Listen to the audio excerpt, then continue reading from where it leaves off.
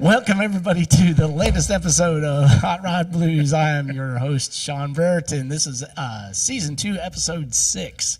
And with me today is Sean Young, Kingfish Metalworks. Mike Abbott, Steel Rose Metal Co. And our special guest, Alan Hutchison. Does anybody call you Alan? Yes. Really? Okay. All of my people at my new work call me Alan. Okay. And his mother. She called me William Allen when she was mad at me. Right. I didn't want to go in the house then. Well, Actually, the Allen is the out of the car world. Okay. The car world knows me as Hutch. okay, I got you. So that's if somebody calls me Alan, you haven't known me in the car world very long. Okay. Nice. Mike Abbott has a similar story. If they call him Michael, it's usually someone who knew him from jail. Yeah. And if they call me Charles, Yeah. they're from the government. No doubt.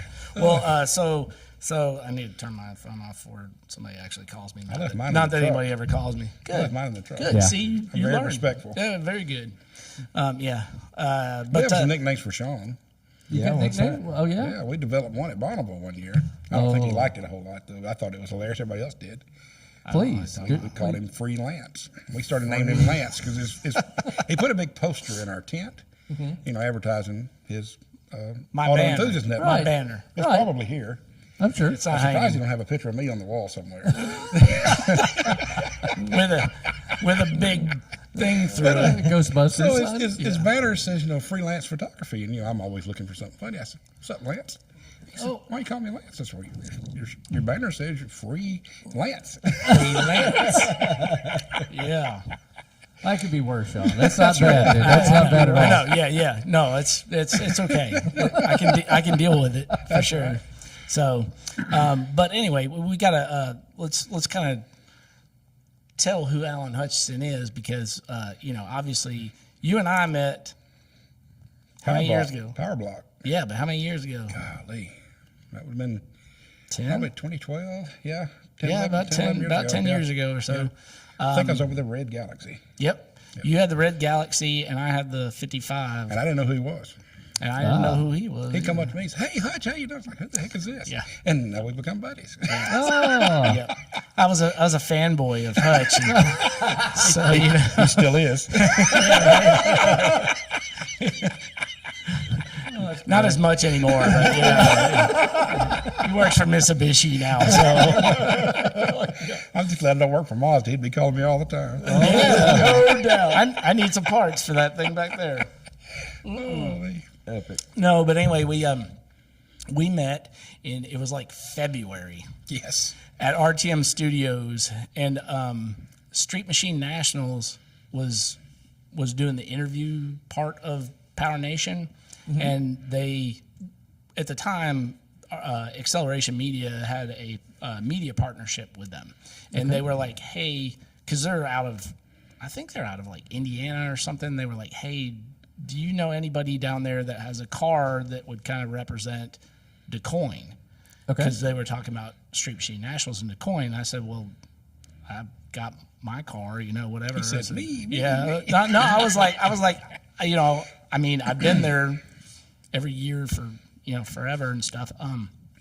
But I don't know if it's good enough or whatever. And they said, well, send me a picture. So I sent a picture and they were like, yeah, perfect. So I took my car up there and I borrowed, I believe it was Alan Piercy's enclosed trailer. He let me take his enclosed trailer because the weather was supposed to be bad. And let me tell you, was it bad? It was Ice. Oh, wow. It was ice. It was On the way home. Yeah. Well, on the way there, we had ice like the week before, and the day of, it snowed its butt off down in Mississippi. But it was like Tennessee. It was probably 6 miles from 40. The whole way was like it was snow all down where he lived down in the Mississippi side, and but 40 was missing whole chunks of the top layer of the road. Really? Like, yeah, because of the ice from the week before. Okay. And it was just chunked up. And I'm talking the size of 18 wheelers.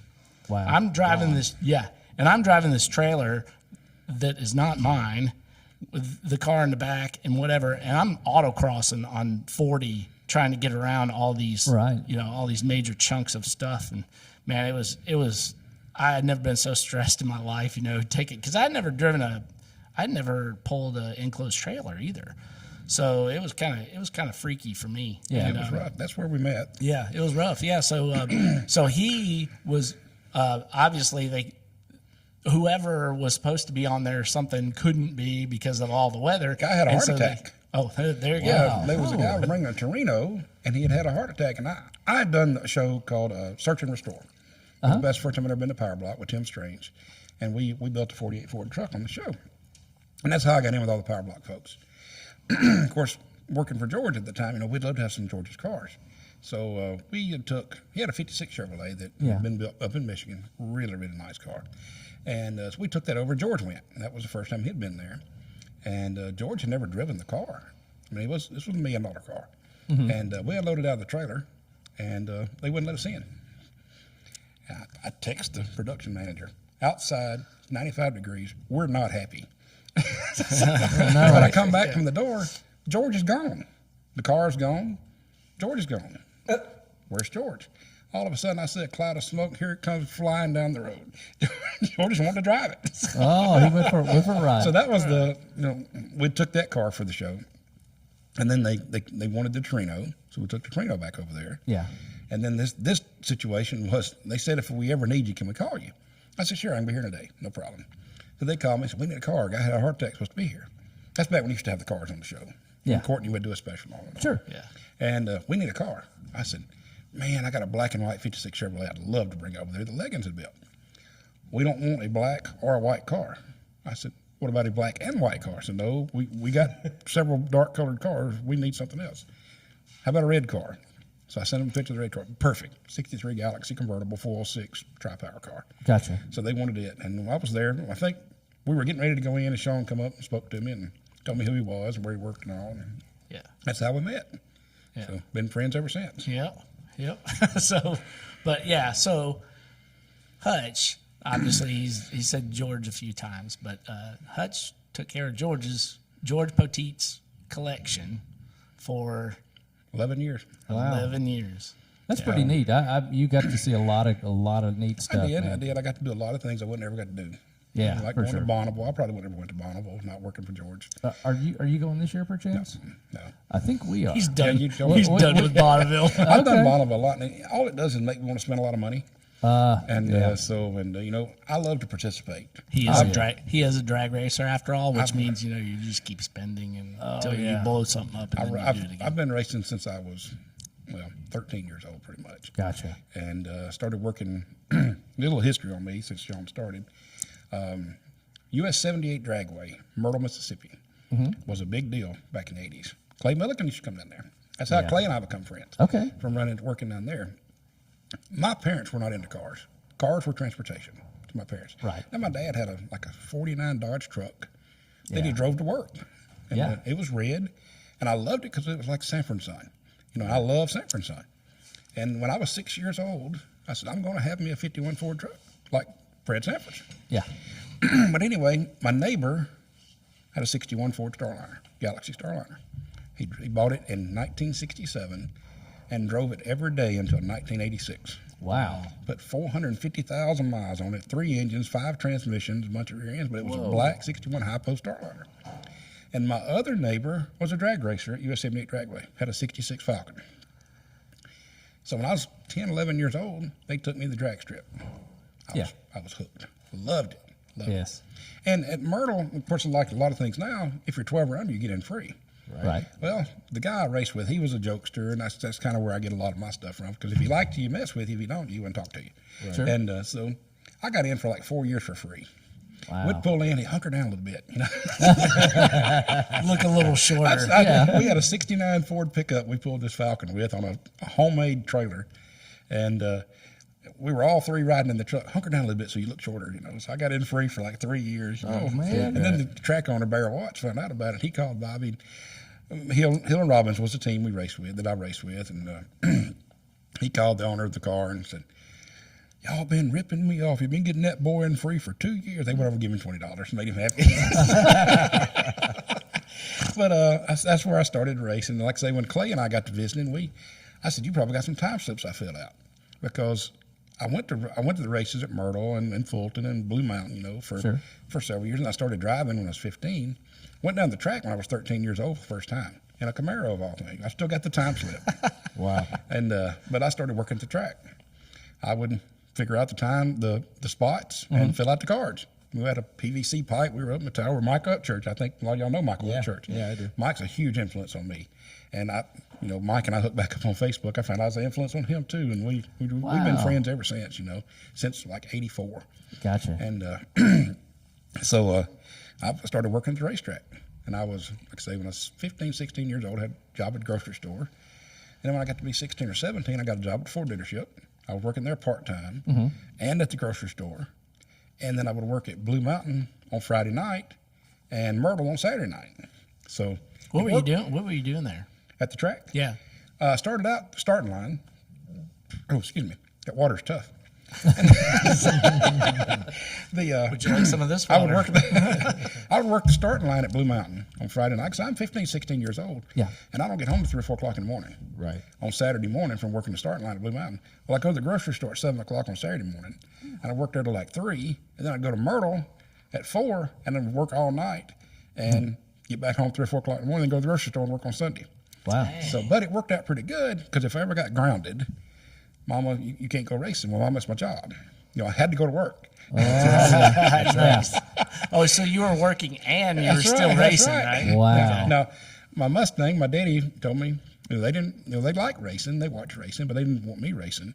I'm living at home. My dad said, if I ever catch you racing the Mustang, I'm gonna put on blocks high enough you can mow under it. Wow. I've got some pictures of it at the drag strip back in the 80s. No kidding. Even my old 51 Ford truck had a flathead 6-cylinder that I got when I was 13, which I Yeah. still own. I still got my first car, my first truck, and my first wife. So Doing That's a well. big deal. Doing Good well. for you, man. Good for you. But I had a flathead 6-cylinder, and I made a pass with it at Myrtle. Ran like 19 seconds in a 500-foot track, but I was having a blast, So, You can almost run that fast, but I've been around this a long time. One thing I never got to experience was Lakeland Dragway. I wished I'd got to see that. Yeah. That closed before I got started. I got you. So like I said, I got started in the mid-'80s racing, and I've had some form of race car, or I raced something I own ever since then. Really. Yeah. It looks addicting. I've made a pass or two, but I've never really dove in. Right. I enjoy it. You do every time you leave Mike's. That's right. I do. I'm an idiot. On the world famous Hollywood drag. Right? I know. Light them up, y'all. Well, I had a talk with George. I had a 91 Mustang GT I'd been racing. And I don't really like the GT bodies. I like the coupe bodies. So Yeah. I bought a Georgia police car that I was going to build a new race car out of. And I talked to George, so I'm going to take my GT and I'm going to do a 150-mile-per-hour bonnable car. Oh, yeah. Throw a little 5-liter together. I'm not going for a record, just, hey, I did it, Right. Throw a little 5-liter together, 5-speed, 300 or 400 horsepower, go 150 easy. And then 140 stock. Right. Yeah. Not on the salt. Right. Do it on highway, not on salt. So George said, don't spend all that money. Just take my 61, go out there. I got a new set of tires for it. Just take that out there and run it. It'll run 170. And I said, okay. So I started doing the math on it. I was building the new Mustang, the 91 coupe. Yeah. By the time you buy the fuel, it's 2,000 miles, so 4,000 miles over and back. Hotel rooms are $250 a night, minimum of 5 or 6 nights. It's $650 to enter, much less the fuel. You got to have somebody else. You got to have a trailer. Yeah. Because you can't drive any race car on salt. I got to doing the math on it. It was going to cost me about $10,000 just to go out there and do it. Right. I said, man, $10,000 goes a long way toward that new race car. Yeah. And, Yeah, for so sure. That kind of hindered my Bonneville experience. I mean, to do it because I want to participate. Yeah, I got And, you. being out, now, of course, now going out there with the Speed Demon, you're superstars because you're the baddest thing on salt. Yeah. Everybody wants to talk to you when you're part of the crew, so it's awesome being part of the best thing there. Yeah. So then, and there's a lot of good folks in Speed. I've made a lot of good friends with the Speed Demon crew out of California. So Dig that, man. All the Maxwell guys. And, yeah, Chris Rasky, Steve White, all the ones that build the cars. So. Yeah. But I'll tell you, the TV show I did, The Search and Restore, I probably made a lot of friends off of that show. That we've been friends. I did that show in 2011, and So I watched Tim Strange on Oil and Whiskey. He did. I hadn't watched that yet. Yeah, it was pretty good. So he talked a lot about show? Search and Restore. Yeah, Well, so he was in which Illinois. I never watched Search and Restore. I never knew anything about it. He but, lived yeah. in Illinois. And he moved to Tennessee to do the Search and Restore Right, show. right, that's what he said, yeah. I met him at Pomona because the show was on and they were asking for volunteers. And I went to the Roadster Show, the LA Roadster Show, and him and Tommy Bochers were out there. Yeah. And promoting the show, you know. I didn't know Tim from Adam. Never heard of him. I don't follow the the custom cars like he builds, like he used to build. I mean, he builds some really great cars now. But the custom cars, the lead sleds and stuff, I didn't really follow. That wasn't I like muscle cars and hot rods and trucks. But the lead sled, and he built some really nice ones in the past, had a lot of magazine articles and stuff. But Gotcha. I never heard of him until the show. I go up to him at Pomona. I said, hey, you going to build any Fords on the show? Because all they built was Jeeps and trucks and, you know, Chevy. They had one Mustang on the first season. I said, you going to build any Fords? He said, we got an F1 coming up. I said, sign me up. I said, look, I've emailed 3 or 4 times. I can't get a response. Yeah. And it was going through the power block. So Tim, he said, this is my email. Email me and we'll get you set up. And this was before I worked for George. Okay. This is when I had my shop. And then after I went to work for George, they called me and said, hey, we want you to come do the show. Like, cool, so I can put the air conditioner on, you know. I've been a vintage air dealer for almost 20 years now with my shop, and Gotcha. I do a lot of vintage air, and I still sell vintage air. I don't have a shop right now to install it, but I do sell it still. Ordered 2 kits this week. Wow. Hey, I'm building a shop if you need a Yeah, place to. I've sold you there. Yeah, he actually sold me one too. Yeah, that's right. But yeah, I did the show. We had a lot of fun on the show, and I wound up doing more than just the air conditioner. And it was funny. A big car builder, Chris Ryan, out of 96 South Carolina, he's built some awesome cars. He was on the show, and he had been there the previous week. I didn't know that. Tim had somebody cancel, so Chris hung around and stayed for the show. And I'm working my tail off. Up and down. I'm a little smaller and younger then. That's a long time ago. That's 2011, so that's a long time ago. And I'm just working on everything. I'm wiring. I'm putting air conditioning in, radiator. I'm doing the transmission lines, you know, whatever it takes to get the vehicle done. Yeah. And you know, it had a 302 in it, and you know, we need to get it running. Of course, that's my forte. Is one of those. Yeah. And Chris Ryan, he says, who is this old guy? And I got gray hair. I've had gray hair since I was 15 years old. Yeah. And he said, who is this old guy? He's making me look bad. He's all over this truck. And I'm asking Tim, who's that guy sitting in the chair ain't doing nothing? But he was there as a fill-in. So Chris said I was an old guy. Well, we go to lunch one night about 10 o'clock. We'd work late. He said, how old are you? And what is this, 23? I was 40-something then. You know, I'm 51 now, so I guess I've been 40. I said, I'm 40. He says, crap, you're younger than me. So now we always talk about Chris being the old man now. Yeah, that's awesome. But it was funny on that show. I went in the last week because I don't do paint and body. I can't stand it. I don't have the patience for it. Yeah. Paint and body guys say they don't have the patience for mechanical work. Right. So I got over there to do the air conditioner. Well, they didn't have all the stuff to do it. I said, no, this was on Monday. The engine was in. We wired it. I said, we wired it on Monday. I said, we'll have this running tomorrow. To the producer, he says, oh, no, we never crank them on Tuesday. It's always Friday, the last thing we do. I said, we'll have it running tomorrow. No problem. He said, I don't believe it. I said, okay. So about 3 o'clock on Tuesday, like I said, we started Monday. Yeah.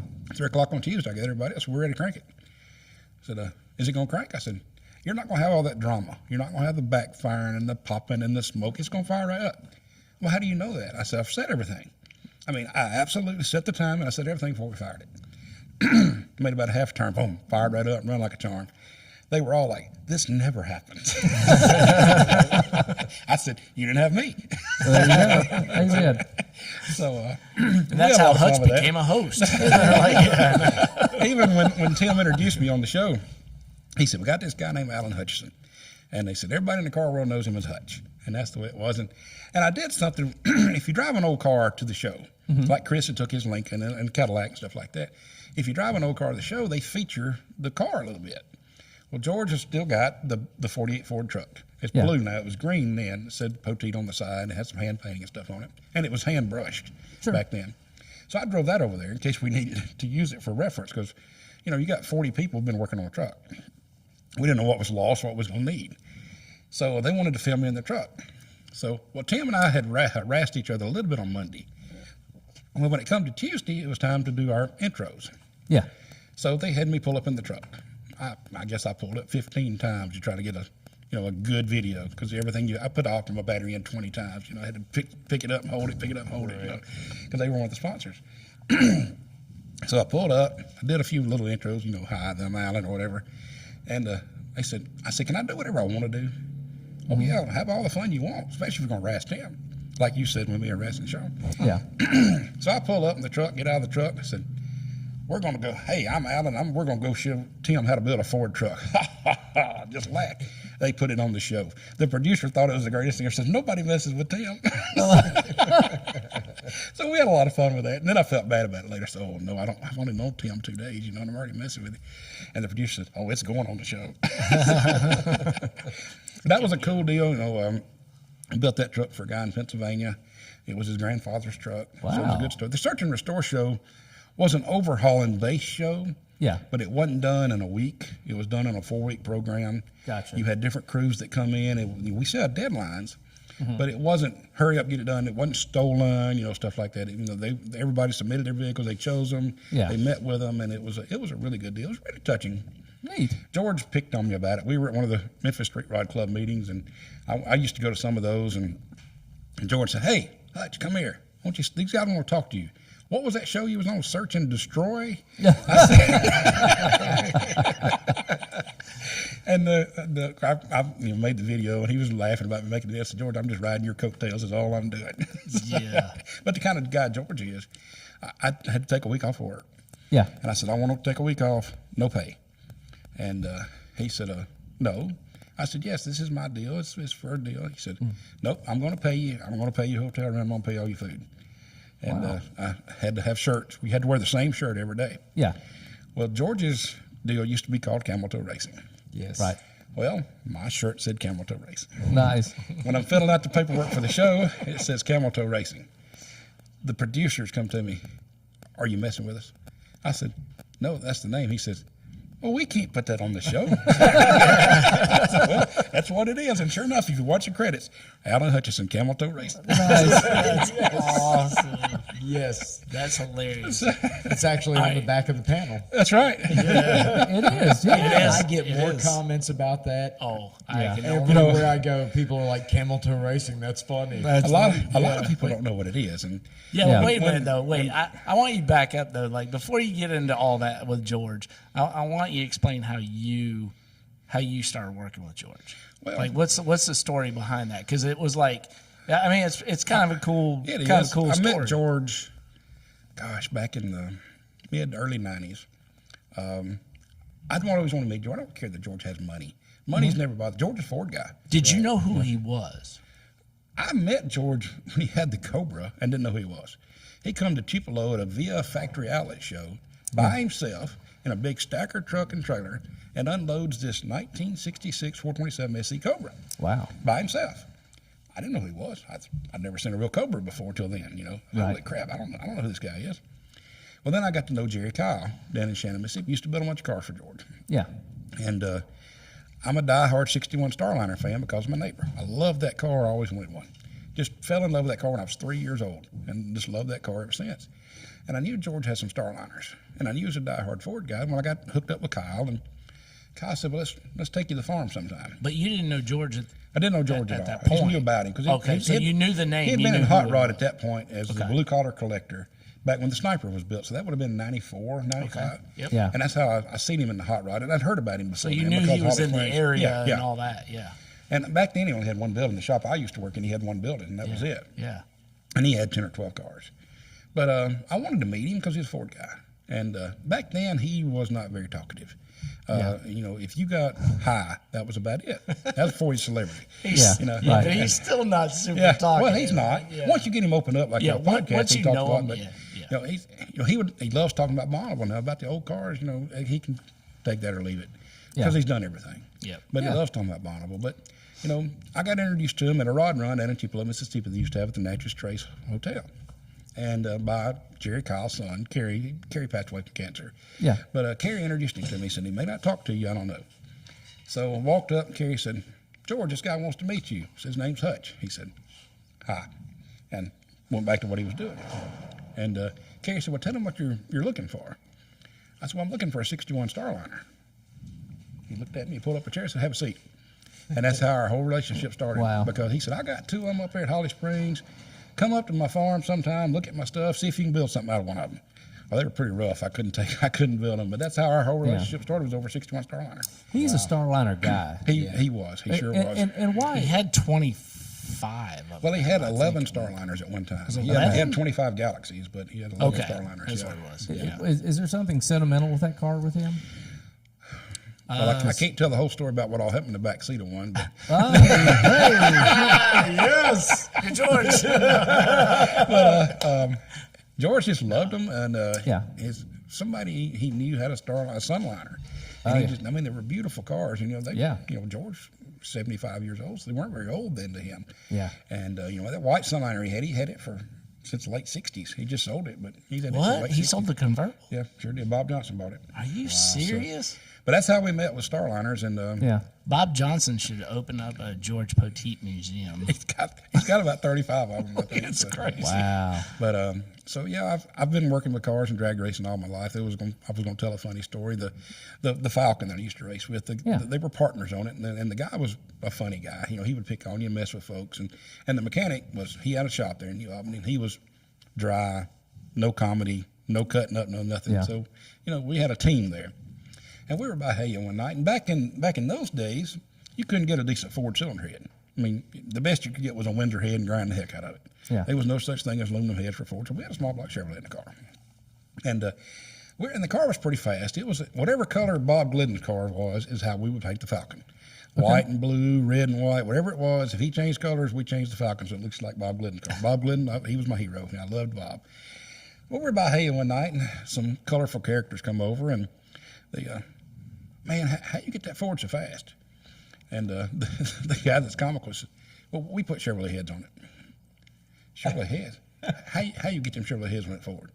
He said, I don't know. You have to ask the mechanic. He does all the work. Well, Mr. Hill, he don't know anything's going on. These two guys go and says, how you get them Chevrolet heads on that Ford? Well, it's not easy.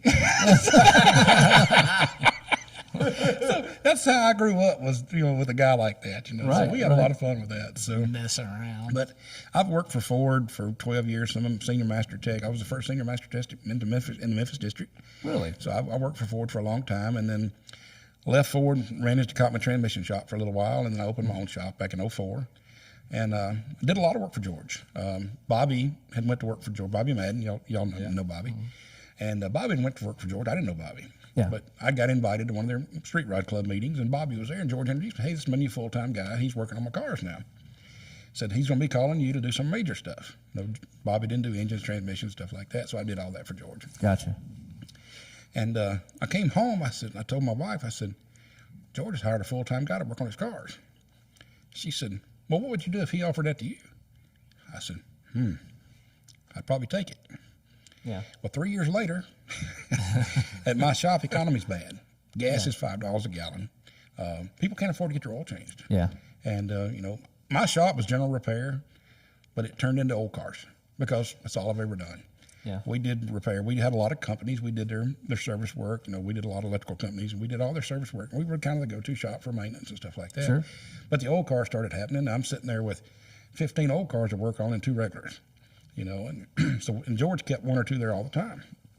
And like I say, this happened, and I told him, man, the economy was bad. It was tough all over. You remember those days back in 08, 09, stuff like that. Well, 2011, the economy was still bad, and so. But anyway, he had hired Bobby, and Amy said, what would you do? I said, I don't know. That'd be a tough choice, and I got my own shop. Well, in 2011, Alloway builds the Sunliner for George. He's built the Starliner, so he's building the Sunliner for George. And I heard it's ready. So I called Bobby. Hey, can I come over and look at the car before it goes to Pomona? Yeah. He says, sure. George is coming over Tuesday. Want you to ride with him? Yes. I've never been anywhere, George, ever. Right. Before, in case anybody doesn't know, Bobby Alloway built two 61 Fords. 61 Fords for George, and one was a hardtop, and one was a convertible, and they both had camera motors in them. They were identical from bumper to bumper. Absolutely, Wow. yeah, they were identical, other than the fact that one was a convertible. Mark And- Morrison chassis, yeah. cameras, 5 speeds. Yeah, Everything was identical. black with red interior. Some of the prettiest cars that you could ever. Wow. When he think built of the seeing. Starliner, Yeah. I went to Columbus, Ohio to see it. I didn't have the money to go, but my brother had a Prius. Priuses had just come out. You know, think money's tight, but I want to go see the Starliner. So I asked my brother, can I borrow your Prius? And we got a cheap hotel room for one night. Yeah. We left on a Thursday. We drove that Prius up there, got 55 miles per gallon. I only filled up like twice. We got a room for $65. We saw the Starliner. We went in. I see George. Again, I'm doing work for George, just for work for him. This was back in probably 2010, 2009, something like that. And George introduced me to Bobby over the Starliner. He said, Hutch. He said, Bobby, this is Hutch. He'll show you what you did wrong on the car, because he knows I know Starliners very well. So Bobby grabs me by the arm, pulls me around, shows me the car. He showed me all about the car, makes me get under it, look in the trunk, and all the other stuff. And I'm thoroughly impressed. And I told Bobby, I said, I tell you, I'm really proud of the stuff you didn't change. He's like, what do you mean? I said, I'm scared to death you're going to have shaved door handles. And that is integral to the car. Yeah. Bobby said, well, to tell you the truth, there is a pair of doors up there that are shaved and filled. He said, look like crap. Yeah. He said, we didn't change anything on the body. The only thing that changed was the front bumper. And I didn't know that until it came out in the magazine. Wow. They cut up 3 bumpers. They got rid of the tag bracket in front. I got you. And that's the only thing that was modified on the body. So Bobby and I hit it off over that. But, you know, George introduced me. He'll tell you what you did wrong. Well, what do you mean? This is Bob Galloway. I'm not going to tell him he did something wrong. But anyway, the Sunliner's finished. And so I called Bobby. Bobby and I have a relationship now over that car. And someone come look at it. Well, George is coming to you. Just come with him. I ain't never been anywhere with George. I hadn't been around him a whole lot. You know, we talk on the phone because he'll send me a card, what to do, and I'll email him an invoice. I get a check the next day, you know, and that's how it works. So I sent him an email. I said, hey, I hear you're going to Alloway's Tuesday. Would it be okay if I ride along? Absolutely. Be at Juice Plus at 5 o'clock in the morning. We're hitting the road. Nice. Okay. So I hit the road and I go ride with him over there. We ride over there in a new Camaro. He's trading for a new F-350 Dually. And so it's just him and me all the way to Knoxville, Tennessee. Okay. And we get to talking, and he said, why don't you just close your shop and go to work for me? I was like, oh, hell, this is what we talked about 3 years ago. So the deal was originally he wanted to buy me out. Okay. He wanted to shop in Tupelo. He wanted to buy me out and just me work for him all the time for my shop. Okay. And that was the original plan. And then some guy in Holly Springs got a divorce, lost his house, so George bought the house and the shop over on Highway 7. Gotcha. So he moved Bobby over there, so then George calls me, hey, so come talk to me. Things have changed. He said, I want you to come to work in Holly Springs. I want you to just come up here and keep my cars clean, keep them running. Okay. Okay, so he said, I'll get you a truck, the whole works. I'll pay all the gas, everything. I was like, man, Holly Springs, that's 65 miles away. It's a 2-hour drive every day, you know, over there and back. Yeah. So it took us I said, look, I don't want to leave anybody's car undone. I had 3 major restorations going. I had a full frame off on a 67 Ford truck. I had 57 Thunderbird I was doing a lot of upgrades on, and a 71 Pinto that we were building. Turbocharged, automatic, 4-wheel disc brakes. We built a cool little Pinto. World's fastest Yeah, Pinto. it was pretty cool. So, but I had all 3 of those That's cars. not the one that's sitting at George's, is it? No. Okay, That was never all mind. original. Actually, the one that I built went to a museum in Louisiana. They just sold it. Really? A guy in Hickory Flat had it. Wow. It only had 11,000 actual miles on it, and we bought a wrecked 88 Turbo Coupe and took everything out of the Pinto. I mean, out of the Turbo Coupe and put the Pinto. It was a pretty bad little ride. But I want that one at George's, though, with the plaid. we left the factory wheels. It was brown. Oh. We had it painted back brown. We put Escort seats in it. And Nice. it had a dual tip on the muffler. It looked all stock. The only thing we had, it was a Pinto Coupe. Yeah. So I took the Turbo Coupe badge off the Thunderbird and put it on the trunk. So that's the only thing that you could tell that said Turbo Coupe on the trunk. Wow. That's awesome. And that was a cool little car. He drove that thing a lot. Had the overdrive trim. We put vintage air on it. It was an expensive little Pinto. Wow. But I had those 3 projects going, and I said I want to finish those projects because I don't want to leave anybody's car undone because I can't stand that. Because you know I closed my shop. Well, now somebody else has got to start over. Right. Yeah. So I wanted those 3 done, and I was probably 6 months away from having all 3 of those done. I said I want to get these projects done before I make a change. He said okay, no problem. So we negotiated for about 6 months, and in July of 2011, I went to work for him, and I started out, you know, just basically cleaning the cars and making sure they all ran. Yeah. And then it just started from there. We started putting air conditioners on. We were doing brakes, rewiring, you know. Yeah. Basically, we built 1 car for him, you know. So it just turned into what I'd done all my life. Instead of gotcha. just cleaning the cars, and that's how it went. And it was a cool job, you know. Like Sean did an article on me in the Street Rod Life, and Oh yeah. What was no, it? That was a Gearheads for Life. What wasn't was it? Yeah, Gearheads for Life. That's what Yeah, it it was was. That was what was it? What'd I call it? Best job in the world. The greatest job in the world. Greatest job in the world, yeah. Yeah. I'll have to pull it. I have it back there. I've got 66 copies. I've got about 40 now. Yeah. Because when he ran the magazine, he said, "You want some copies?" I want 6. He said, "6 Yeah. cases?" Yeah. I said, "No, just 6 copies. They don't come in cases. There's like 66 copies in a case." So he sent me a case. Yeah, so I still got wow. like 40. Yeah. He's got extra in the trunk of his car. Yeah, Right. He's going to One in pass the out Minnesota. after this. Yeah. But when he did that article, that was like the first issue of Street Rod Life. Oh, was it Street Rod Life or was it Gear? It was Gearheads for I Life. can't wasn't remember. it? I can't remember. I think it was. I think it was the mine. first I think it issue. was mine. I think it was Gearheads for Life. It was the first issue. He said, Yeah. did an article on Yeah. George's cars. Yep. George went there just on George's cars. The car farm. Yeah, the So farm. I did the farm, And then he had me on the next pages. Right. Well, George has never seen it. So this is the funny story about this. And he did a good write-up. And I sent him all the pictures of the cars I have and still have. Yeah, And, because it was about him and having the greatest job in the world, right? You know, what I mean, like, Yeah. who the hell, like, And he did a dig wow, on me. this guy. George has got a 2011 Camaro pace car. At A the real pace time, car. yeah. And it's in the shop. I just got through detailing it for his wife. And it was going home the next day. So Sean takes a picture of me reading one of his magazines And he sitting is- by the Camaro. and remember, he is a huge Ford guy. Die-hard Ford guy. He does not like Chevrolet And you at know, all. and in that picture, that is the biggest picture of my whole article, me sitting beside the Camaro. Yeah, it's the lead photo on it, and it's him sitting there reading the magazine, Beside a and GM. this Camaro sitting right beside him. Like, really? And I knew him, but I didn't really know him we were starting to He knew get I was full of. He knew me Yeah. enough. I was full of crap. right. Yeah, so yeah. we were starting to get to be friends at the time, right? And so He it was like, buying his friendship by putting me in the yeah, magazine. so That's what it was. yeah, exactly, right. So I was like, hey, man, but I knew it. Like I was like, he'll think this is hilarious. So I'm gonna do this But George because I had never knew seen- that he would not want a Chevrolet, Right, be as all his feature associated. photo. Yeah, exactly. What, So it's like 2016, 2015 when you did it that. had to be 17 or 18 17 or probably 18, at yeah. that point. Well, yeah. George has So never we seen know it. each other. Yeah. Oh. Yeah, So George the- had never seen The it. second issue of that magazine came out, and George had a copy of it.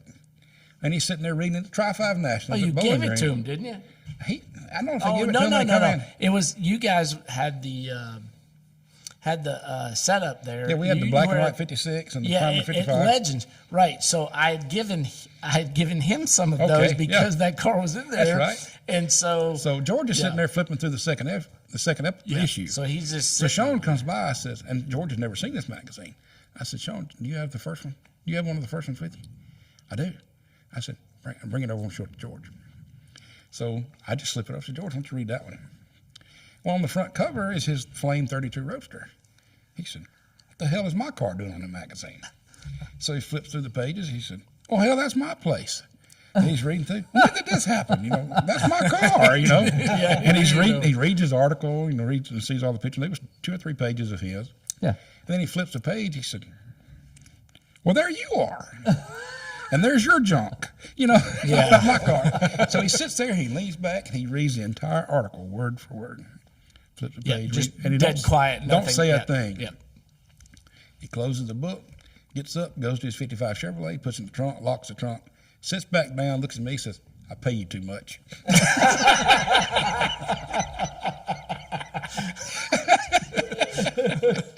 He is a really witty guy. He is. He That's can a- be so funny. Well, that's the thing. It's like he's one of those dry people that Right. like he's such a quiet guy, but like he'll pop those ones here and there. When we you know, were in Tupelo and he makes the joke about being a welder. It's yeah. like, you never know. I might be the world's greatest welder, and you'll have to watch. I guess it was episode 4, but yeah, George talks about it. He's a funny guy. Yeah, He is. Yeah, he is. Back when he was when he's relaxed. back Yeah. when he was healthy and Yeah. and felt good a lot, and he cut up a lot. Sure. Yeah. And back in the 80s, they said he was really a hoot. 80s and 90s, before I started hanging out with him, said he was somebody to hang out with. And I really had a lot of fun with him, and I love picking on him. Yeah. He doesn't take it as good as he dishes it. And when you get something on him, Oh, he puts his head down and walk away. You know, so I love getting him with something. So you're saying he's kind of like me? Yeah, That's exactly right. So he loves burnouts. Absolutely loves burnouts. And if Yeah. car won't do a burnout, he don't want to get rid of it. He don't want to own it. Yeah. And I had a little 34 coupe. Yeah, little 34 coupe. And he was trying to do a burnout with it one day, and it just wouldn't do it. It finally did. But the next day it was broke. And he come in, what are you doing? Rear end's broke. He said, did I do that? I said, uh-huh. So, but I've got him on a few times. That's really funny when you get him because he loves getting you. Right. But he don't like being gotten. I love to get him on something. Hey man, I like a good burnout as much as the next guy, man. Absolutely. You have no problem with The burnout. Power Block came over and filmed a few years ago, and they wanted to do a special on George. That's back when Gannon was with him. Somebody was with him. And I said, no, George is going to want to do a burnout. I said, he'll try to scare. He loves to scare people. And I mean, man's been 400 mile per hour sideways, so he loves to scare people. I don't like the fence post that he gets close to. Luckily, he took the fence down. But I told Gannon, he's going to try to scare you. Oh, I've been all kind of stuff. He ain't going to scare me. Okay. And so, Was this with the gasser? no, this was with the 66 Chevelle big block car. Okay. And so he gets there. He shows up at 1 o'clock for his filming. He says, can we do a burnout? I said, absolutely. So they put Gannon in the car, and he does a burnout. He's running like 80 mile per hour. Y'all been to the farm? Yeah. He's like 80 mile per hour in a little straightaway. Wow. So when he pulls in, slides in sideways, smoke blowing off the tires, and Gannon gets out of the car and said, told you, he said, you're right. Good for him, man. The Galaxy that I have, the drag car that y'all had pictures on the last podcast that Mike did the great work on. When he bought that car, it had a 4-speed in it. Bought that car in Pennsylvania. I think I talked a little bit about it on the last podcast. Bought that car in Pennsylvania in 2014, and I just fell in love with it. I said, "Did you buy me a race car?" He said, "I guess I did." And he said, "You got to get the mufflers off of it. You don't have mufflers on a race car." So I took the mufflers off, did a few little things on it, and he said, I took it and drove it. It was good. He goes drive it. He comes back. I done rode with him in a couple of cars. I don't want to ride with him anymore at the farm. We nearly hit a fence sideways in a Starliner. He'll get in the middle of the road and run off in the grass, rooster tails flying close to the fence. That thing got a positive traction, So he comes back in the race car, in the drag car, points at me. I said, I ain't riding with you in that car. Get your ass in the car right now. Damn it. So I get in with him, I buckle up, he gets out, he pulls all 4 gears, and he keeps it straight. Yeah. Pulls back in the shop, shuts it off. He said, I just wanted to show you I could shift more than just doing this. So, yes, I've had a lot of fun there, and George is a hoot to work for. Cool. Yeah. That is super cool, man. But you had a really, really cool office up there. I mean, Yeah, which is where I took the picture, the main picture. Like that was Hutch's workshop. Yeah. Awesome. Like really, really cool Yeah. place. So You weren't there when we did the original podcast. I was. Oh, were you? I didn't come up. I was working there then, but I didn't come up. I was out of okay. town that day. no, I think That was on a Friday. it was a Friday. Yeah, I'm off Yeah, on you Friday. were you know. someplace. Yeah, that's what. I That's couldn't what be it there was, that way. I think I was racing. He got I think everything, I think I had a race that weekend with the guys, so I couldn't be there. He got everything all set up for us and all that Yeah, stuff. So, yeah. yeah. Eric was there making noise. We Eric's always making noise, isn't he? we hope that the Bonneville trip, It's gonna be peters awesome. out, and we get to do the podcast in Bonneville. It's kind of the plan. Right. Our friend Zach will be there. He's not driving this year, but he's going to be on the team. Him and Scott. Yeah, Zach Straits is on the Jezel team. Okay, gotcha. Jezel Performance. And Zach drove last year. I Yeah. don't think we talked about it the last podcast. We talked about Zach a little bit, but Right. Wayne Jessel has a Man. Dodge truck. Yeah. It's the world's fastest truck. It's been 260 mile per hour with a turbocharged Mopar. Wow. And, Well, it probably owns like almost every truck. well, Wayne is really smart. Wayne Jessel owns Jessel Valvetrain. Yeah. He's very smart. He'll find a class that there's no record in, and he'll build an engine for that class. Well, if you run, Which you is- get a record. Yeah, I was gonna say, which is, by the way, if you're going to Bonneville, that is the way to do it. Yeah, you find You a class. look at the rule book first, or look at the record book Yeah. You wanna first, look for an and open class. see, open classes and whatever else. If it's an open class, you run, you get a record. So if you want to do like turbocharged roller skates, Yeah. You know, you. There might be a record for that. Let's say idiot. Let's say. You hadn't walked on the salt yet. I just want to see that, Sean. Go right ahead. There is a bicycle record. There is. Like 120 miles per hour on a bicycle. I think it's faster than that. It may be now, yeah. It is. Yeah. I think because they started out this There's a lawnmower bicycle record, too. starts out like behind a. Well, I've seen it because the bicycle starts out behind like a fairing on a vehicle, whatever, and it kind of sucks it along more or less until it's. Yeah, I don't know. There's something. We'll have to, Holy yeah, moly. we didn't look back. Okay. We should do that. We should look back at the Bonneville's SCTA Bonneville records and see what the weird ones are. But the thing is like, okay, so you guys are big flathead guys, right? No, he's a flathead. Speaking of that, let me do something real quick. Yeah. I just remembered. Oh, dear. I brought something for Sean and Mike and Matt. And Matt's not on camera, but he's the hardest working guy here. I knew we were coming to a shop with some Chevrolet stuff. Yeah. And I didn't want us to ingest. Now look at those now. They're not just regular masks. They're Ford masks. They're Ford masks. Yes. Man, I'm gonna leave yours on the desk over here. Yes. Those I feel better already. I don't see Ford. I almost on forgot either. about that. Here, I let don't me know show what it you're to talking about. Oh yeah, look at that. That's how you know these masks Those work. are pretty rare. You notice though that the Ford is out the back door. Yeah, because you drive it. This one stays inside. Right. It don't work. Actually, I had cleaned the Ford really well, and my whole plan was like I would pull the Ford up like right there so that I could have pictures. You know, I could have But Both your it cars. Like you didn't say, work. I'm a diehard Ford guy. When COVID hit, But everybody had to wear a mask. So I go to the Ford dealership, get our vehicle serviced a lot for George, and went in there, had Ford mask laid on the counter. I was like, oh my God, that's awesome. That is so Can weird, I man. have a couple of those? They said, yeah. So they gave me 5 or 10 of them.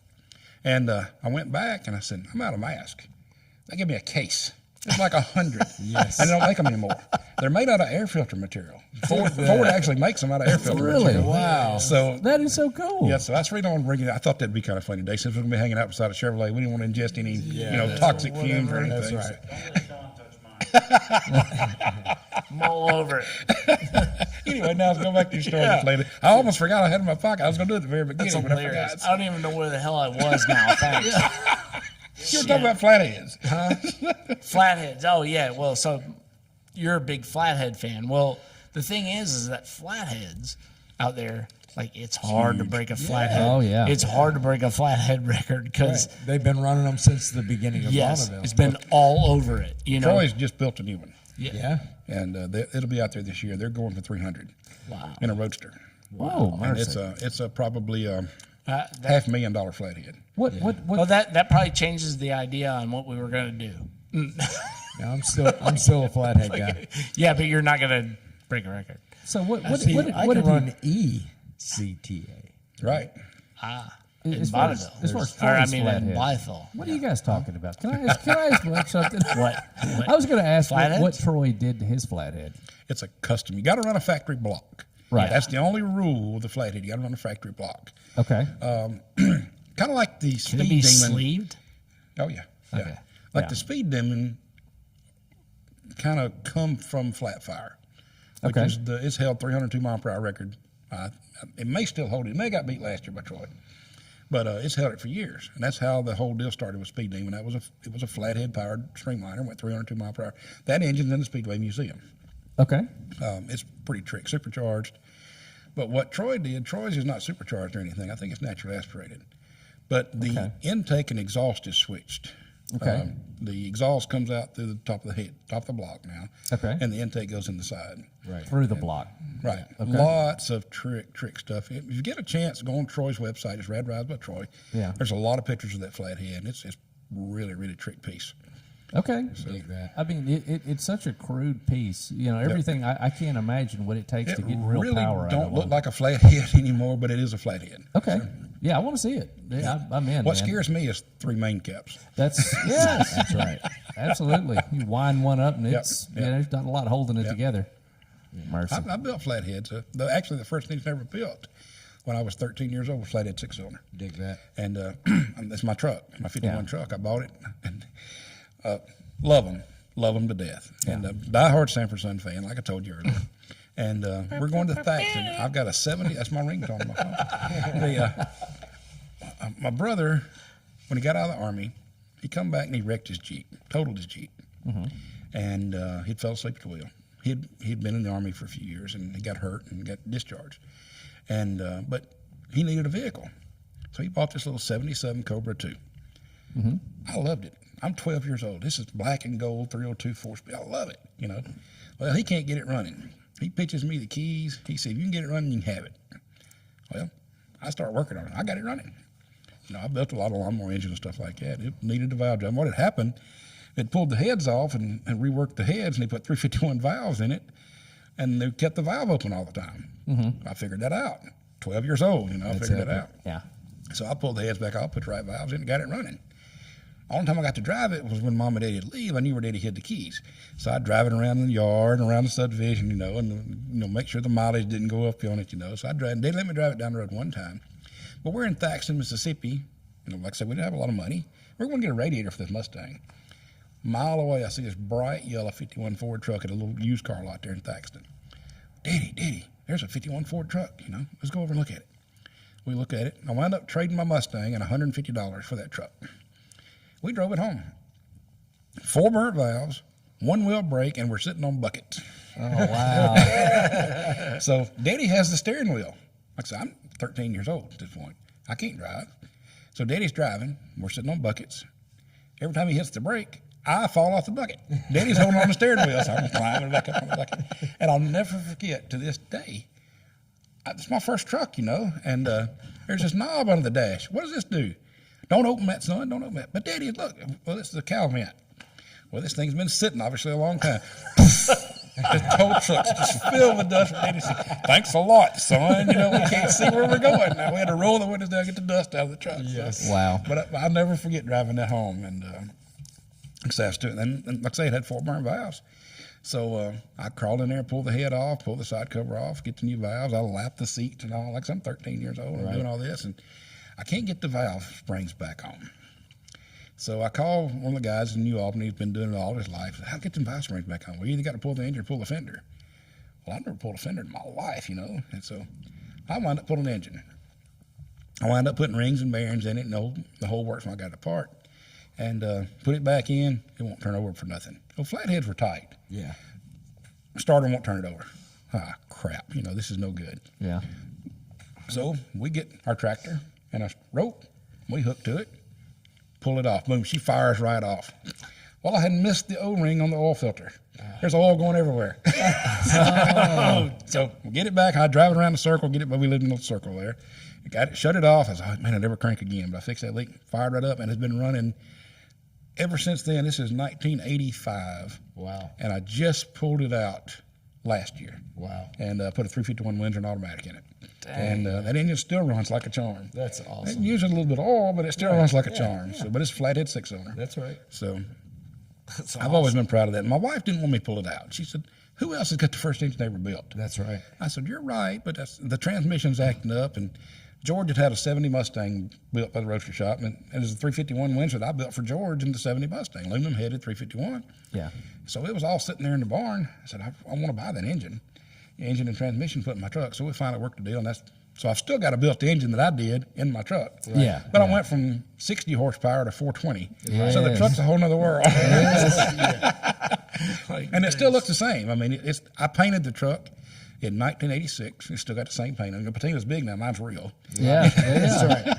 Bondo's falling off, you know, because I didn't know what I was doing. Right. Yeah. And the bed, you know, didn't have bed kits back in 85 and 86. So my dad was friends with where they process trees. A lumber mill. Yeah, a lumber mill. My dad was, sawmill. My dad was friends with the guy that owned a sawmill. So we went out there and had them cut us some oak, and we put the bed in it, and, you know, we didn't have no strips or anything. I didn't have money back. I was mowing, I got the $150. I was mowing yards for a living. Yeah. You know, I bought my truck with grass cutting money. So it's still got the same bed in it. Of course, it's kind of rotted in the back. Oh, yeah. But it's still there, and I'm not taking it out. Yeah. I may put me a piece of plexiglass over it, but it's still the bed I put in it. It's still the paint I put on it. So it's got 4-wheel power disc brakes on it and 351 Windsor, but it looks original. That's cool, man. So cool. I like real original. Yeah. Like yeah. fake original? I don't like. A movie more about thing came to me a few years ago, back in 2009 or 10. They were doing a film, Yeah. and they wanted to use my truck. Okay, we just needed 3 weeks. Great. Okay, the star of the show needed a truck. The movie's called A Fish Story.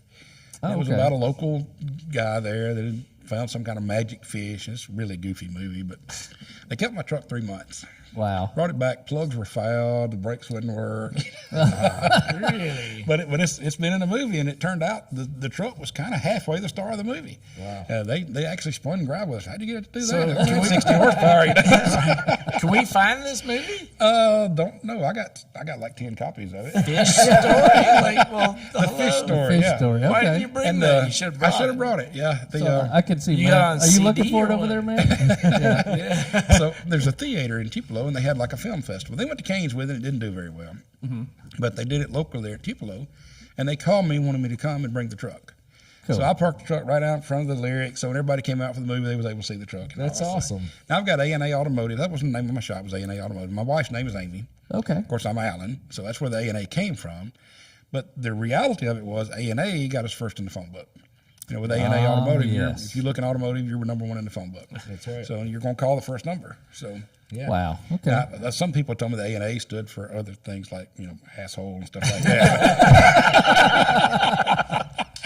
But that was really the reason behind, because I wanted to be Hutch's Garage, something like that. But, H's are a long way down. Back when we had yellow pages, they're Yeah. a long way down. So A was first to come up. So we got a lot of calls because we were first in the phone books. What's like a lot of the companies, used to use like Able, Yep. that, it was a big thing Yeah. back then. Like there was AAA. some TV show that I can't remember who it was. She had named her business A. That was the reason behind it, the name of the shop. But yeah, I've got a '67 Mustang I bought when I was 15 years old, and the story behind it was my next door neighbor that had the Starliner. Yeah. This guy was really good friend with him. They worked together. He did upholstery. And my friend Joe McDonald, he was in the Air Force. He's retired now. I met all these people at Myrtle at the track strip. Yeah. I met these Rob Taylor, Joe McDonald, Joey Donaldson, Michael Taylor, people I'm still friends with today. We still get together at least once a month and do things. And I've known these guys since 84, 85. Cool. Yeah. And but Joe had a red '66 Mustang, and I loved that thing. I'm driving my '51 Ford. I'm driving it to school, and that's what I've got. I've got that in a '66 Ford pickup. Right. And but I love that Mustang. Man, I'd like to have a Mustang. And I bought a '74 Ford truck for my dad. My dad financed it for me. He didn't give it to me. Yeah. I paid him $100 a week, and that's how I financed it through my dad. And I wanted this Mustang, '67. So I went over and made a deal, $1,000, buy the car, 289 automatic, running, driving car. Sure. Yeah. Nice interior, it was blue. Right. So I'm getting the money from the bank. On Monday, I'm going to pick it up. Well, on Saturday, I stopped. He was a friend of mine. So Saturday, I stopped by to visit with him. I look in the garage, car's not there. I said, where's my car? I sold it. You sold my car? I said, I thought we were friends. Right. Well, this guy already had the money. I said, I'll have the money tomorrow. Right. I'm tore up. 15 years old. I'm crying like a baby. Right. Yeah. I'm so angry. I'm getting my first Mustang. I'm sorry, but he came up. He had the cash. I let him have it. Oh, I just hated that guy. Right. I've been friends for years. I couldn't stand him. Right. I go home. This was way before cell phone. I'm so mad. I'm crying. I get home. The Mustang's parked in the carport at home. Mom and Dad went over and paid him for it. Brought it home. Get That was out going to of let me here. get the bank money and pay them back. So, Oh, super nice. so I've That's still really got that cool car. of your parents. Yeah, I still got that car today. So. Dig that. Wow. I drove it to high school and college. I started drag racing at college, or after college. I actually drag raced during college. Just mom and daddy didn't know. And I started drag racing after college for a long time, and then took it back apart. I blew the engine up after about 13 years. Yeah. Had a 302 in it, aluminum heads. I turned it 9,000 RPM for 13 years. Stock crank, Yeah. rawls, blocks, a lot of nitrous. It ran 1050s in the quarter back in the 90s. Hey, that's which was getting it. fast back then. That's getting it, man. That's slow nowadays, but 1050s at 127 mile per hour was fast back then, especially for 302. Yeah. Yeah. So but it's on its third build now. It's going autocross now. It's got flared fenders, mini tubbed, and Really? it's just getting a little 347 with a 5-speed, and Dig that. it's going autocrossing now. So That's always a big thing for us. Is what was your first car, and Yep. do you still have it? And, Yep. I don't think Brereton does. He still had. I think this was his first car. Yeah, I think This so. 55? Was Yeah. it? Okay. Yeah, I mean, think it so. was a childhood car, but Yeah. Great. Other than Scoutmaster Jeff, I think this was his first ride. what is he doing over there, man? I don't know what he's doing. Did he get lost? So let's talk about the Hutch's Fun Days. Yes, yes. Let's talk about that. I mentioned it a little bit last time. I do actually, I think this will be the 20th year. Wow. If I'm not mistaken. So I have to do the math on it, but I think it's the 20th year. We started It was something that with our. long. I've only been there like 5 years. We used to do it in Fulton. Really? Yeah, we used to do it in Fulton, Mississippi. Is Fulton still? Yep. Is Still track running every strip Sunday. there? Still running every Sunday. Cool. Been there since mid 60s. Wow. So, but started this thing with the car club, North Mississippi Cruisers. We started that club in 1999. I actually, going back kind of my age, I helped start Mississippi on Wheels. I was 15 years old. We started Mississippi on Wheels. And it was kind of the first car club in that area. Yeah. And then in 99, the Mississippi on Wheels deal fell through with some of us. So we got together, about 6 or 7 of us, got to start a new club, and it just kind of changed the way things worked. So we started North Mississippi Cruisers in 1999. Okay. And we're the ones that put on the Blue Suede Cruise down there in Tupelo that I know Sean's been to. I don't know if y'all been to it or not. Yeah. But the Blue Suede Cruise, we got 750 cars already registered for this year. That's awesome. And we cap it at 1,100 because we can't put them anywhere. Which, by the way, I gotta say, like, that's like a lot of times I can't go because there's another show that pays me to go. But like, I love Blue Suede Cruise because they actually do a poker run all over town. Yep. Yeah. And that's it cool. is so much fun because you're driving, right? Like, Right. I mean, Do a you're going parade. all Yeah. over the place. Yeah, you do a parade. But I'd have to look And- at the date. There's a YouTube video of Fulton Fun Day on YouTube. And this is our first one. Okay. And it kind of started as a club only thing. And the way it really started is a friend of mine, one of my best friend in the world, was Wendell Gadlock. He had a 71 Mustang Pro Street, and I had my Mustang I was drag I racing. thought I was your best friend. No. I didn't know you back then.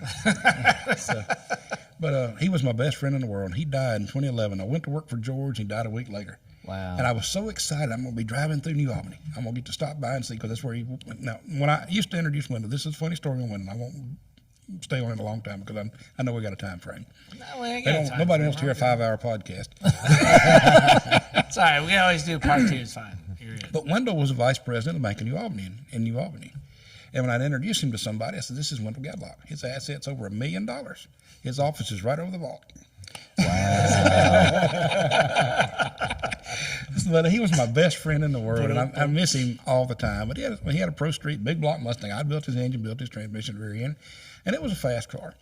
So we had never raced each other. We'd been friends for 20 years, but had never raced each other. I always wanted to. Either his car was broke or my car was broke. So we kind of set up this Fulton Fun Day as a car club event, but it was a time for Wendell and I to finally race. He's sitting here with 500 cubic inches. I got a 302. He puts nitrous on his car, a dual state nitrous kit on his car to race me. I'm like, why you do that? You got a big block. Right. Well, we had about 30 cars that day, and like I say, it's on YouTube. It's a cool little video. It's Tri-Fi Chevys, Ford trucks, street rods, just people brought their car to have fun. Yeah. And the last race of the day was him and me. And, well, he had been running 6.0s. I was running 6.15s. It was going to be a great race in the 8th mile. Well, he put the nitrous on. He goes 580. He didn't tell me he put the nitrous on. He went 580. That's not the tune-up I have in that car. I go over and look. He pulls the jacket back. He's got all of his switches covered, and his bottles are covered. He's been sneaky and put a dual state nitrous. I said, "You put nitrous on it to beat me?" Yeah, I didn't want to lose. Okay. So we raced, and I had made several passes that day. My car was on a leaf spring with them $30 slapper bars. It was a handful. I mean, it was making quite a bit of horsepower, and it would pull the wheels about 2 or 3 feet high when it'd leave. And Fulton's a rough old track. And my wife had a big old video camera back then, Yeah. And I'm all over the track. I'm off in the grass, crossing the line, nearly hit the tree that day. And one pass I made, the track, people were there with 4-wheel drive trucks, so the track was horrible. Right. And I launched, and the right rear tire hooked real hard. I nearly took out the tree, and I had to lift and got away. And we're getting ready to race, and Wendell and I give each other hugs to be safe.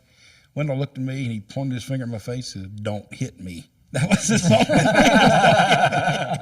And when we leave, we both wheels in the air. I get a little bit out of the hole. I'm almost off the center line. I'm off in the grass. You see rooster tails. I'm all over the track. And he gets me a fender at the finish line. Wow. And then after that was door handle to door handle, and No that was kidding. a great race. And that's how Fun Day started. Yeah. And the next year we did it for the club again. And then we decided, hey, let's open this up to everybody. Yeah. And let's see if we can raise a little money for charity. So the third year, we opened it up to anybody who wants to come. And we charged, we didn't charge anything to come spectate. And we charged $10 to race. Yeah. And then Alan McDaniel, the one that's president of Blue Suede Cruise, he brought his grill out and he would cook burgers, chips, and a drink for $5. If you wanted food. So he would raise money for his charity. Yeah. And I was raising money for the Tupelo Police Athletic League in Tupelo. A friend of mine that was in SWAT team I was building a car for, he was over the Tupelo Police Athletic League. So we started raising money for them. Well, we'd raise $300 or $400 in that day. And, they'd put it in the newspaper, stuff. I didn't care about the notoriety.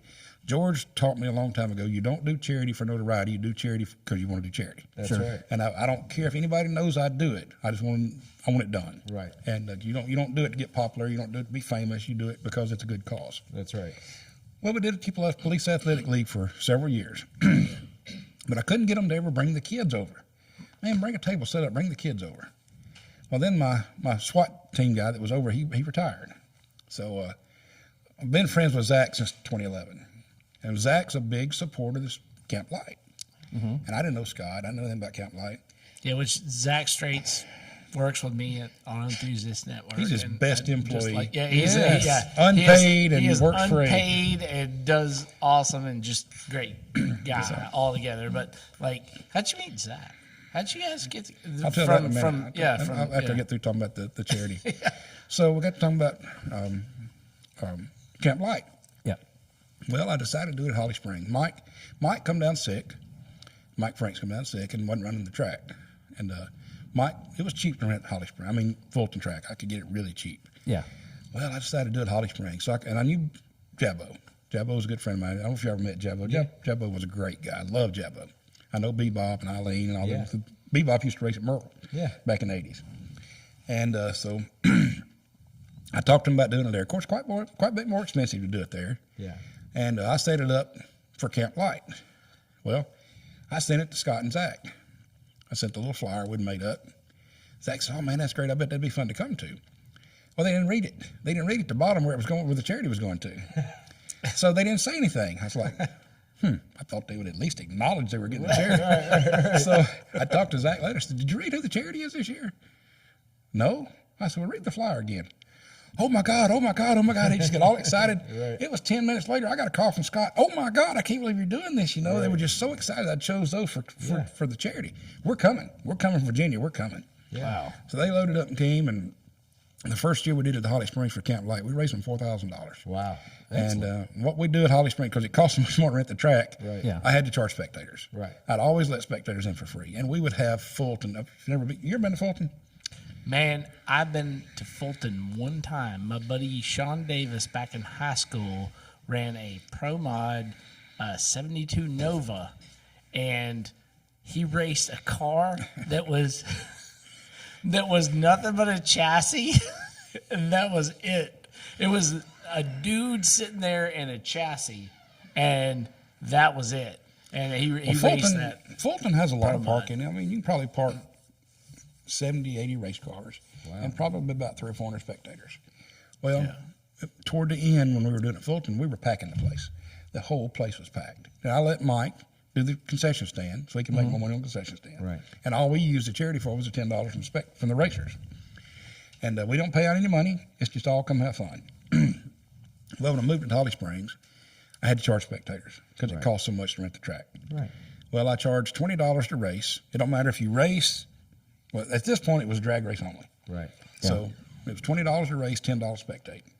And it all goes to charity. Once we pay the track rental, it all goes to charity. Right. And actually, Amy and I pay the track rental. Yeah. So we want all the money to go to charity. Yeah. Nice. And so, like I said, we raised them $4,000 first year we did. I was blown away. I'm sitting there watching the gate because I'm thinking, man, we just need 100 people. We need 100 people to pay rent. Right. And so Amy calls me at like 12 o'clock.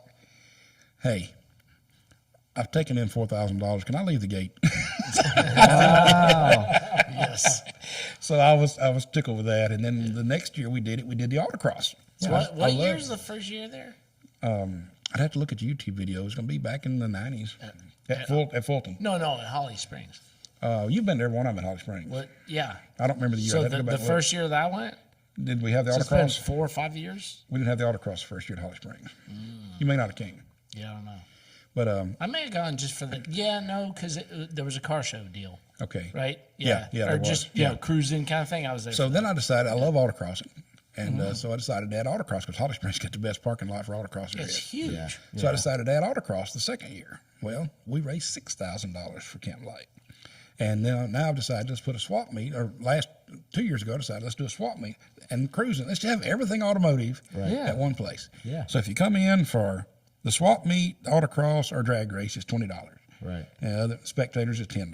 That's just the way it is. No matter what you drive, it's just $10. Yeah. And a lot of people come in and give 100. Yeah. They'll Sure. give 20 or 30 because it's going to a good cause. Yeah, absolutely. For sure. And like I say, all the folks from Camp Light, they come down every year.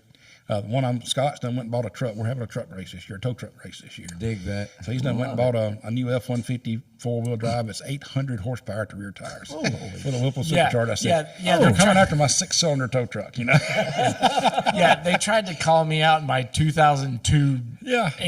2500 HD Silverado, whatever. I'm like, no, I'm not doing any of that. But we have a lot of 5-second cars show up. Wow. Yeah, Dig that. We've had some huge crowds and a lot of, and I get people. I'm doing it later this year. I used to do it in February at Fulton. Right. And then the Tupelo show, the World of Customs that y'all were just at, Yeah. they took our date. Right. When I did the fun day. Well, they've been tornadoed, iced, and snowed on. That's right. So this year they had perfect weather. Yeah. And had a good crowd. Yeah. And we enjoyed y'all being there. That was a great It deal, was y'all fun. being there. It was fun. So I've been iced out, or I was snowed out last year and rained out the year before at Holly Springs. I was like, man. last year wasn't snowed out; it was just It's ice. frozen. Ice, Out. It was yeah. so cold. All we did was autocross. It was so cold we couldn't run the drag it was strip. so cold. And but we still raised them $3,000. Hey. Amen. Amen. So it was funny. Some people give us checks, and I think you were at the dinner where I had the check. I had 2 checks, and we normally just give them cash, but we had 2 checks for like $240. From the people to give us donations.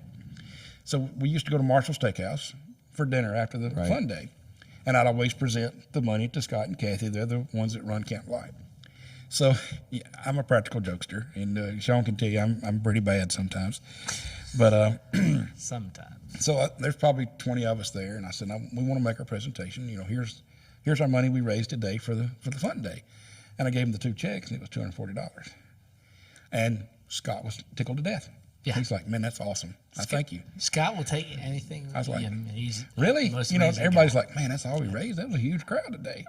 And then I reach in my pocket and hand him $5,000 more.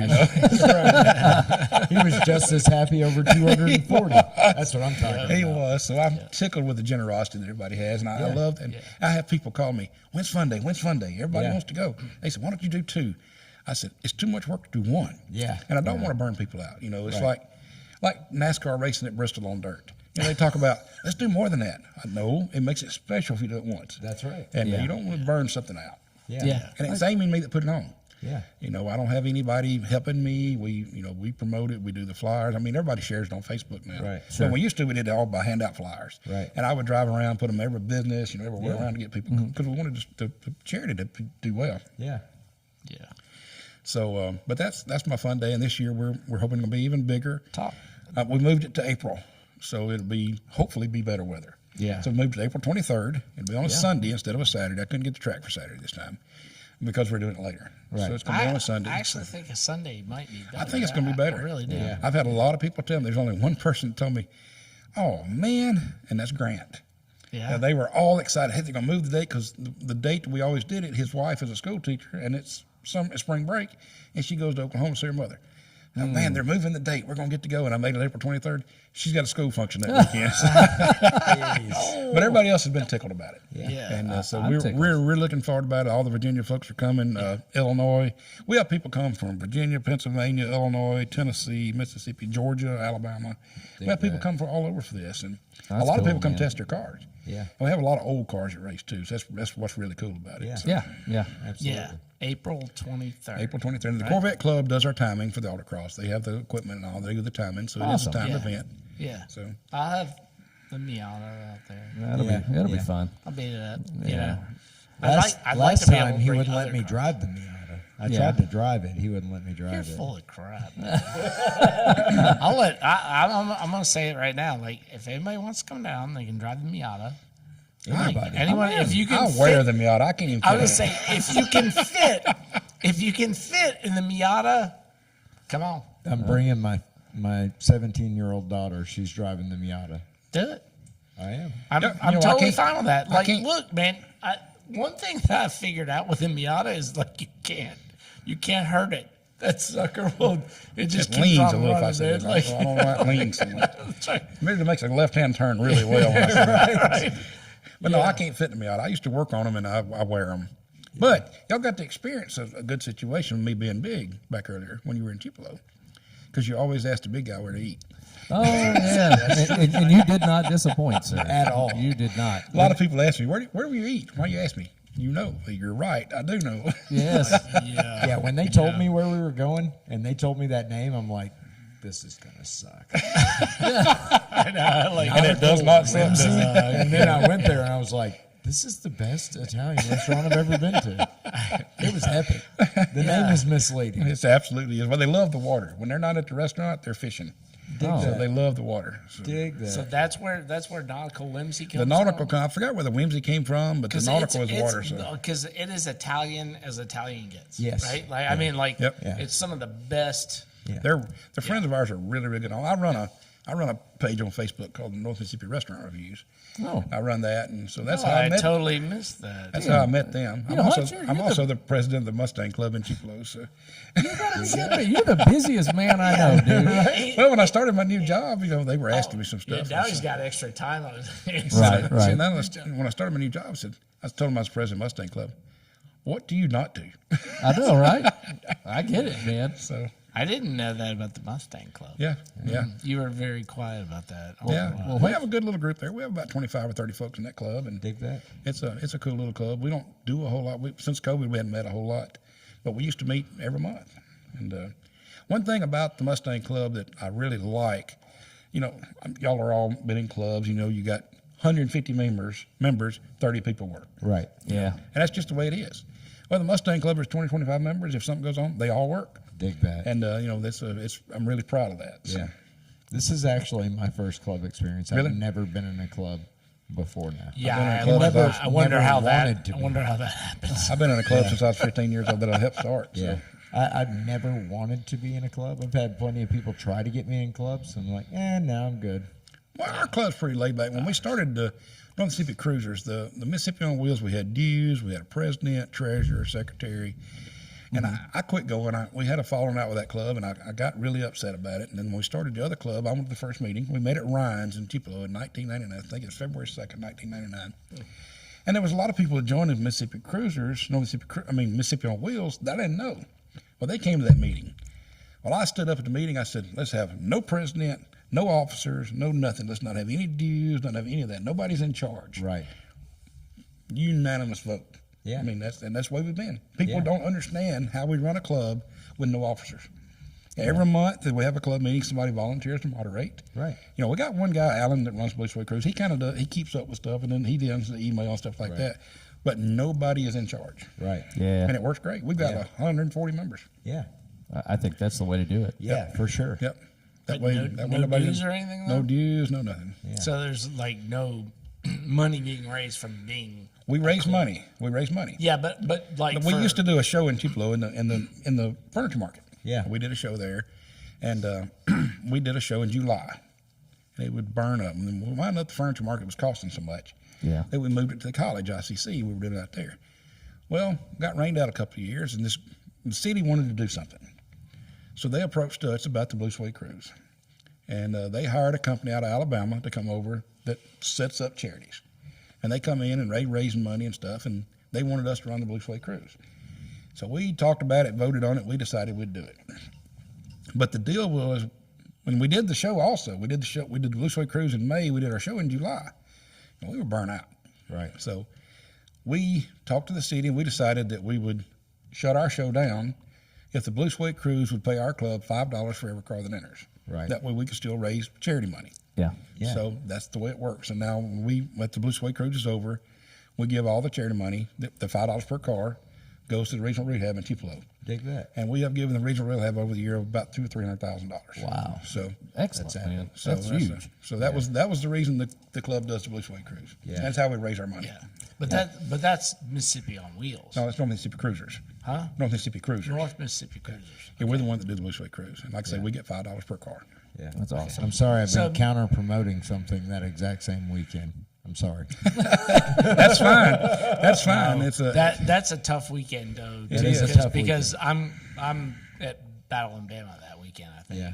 Yeah. I think. Yeah. Yeah, you Same are. weekend. It's the same weekend. Yeah. See, when we started that, there was nothing that weekend. Right. We was the only one that had a show other than Knoxville. Right. The Nationals at Knoxville.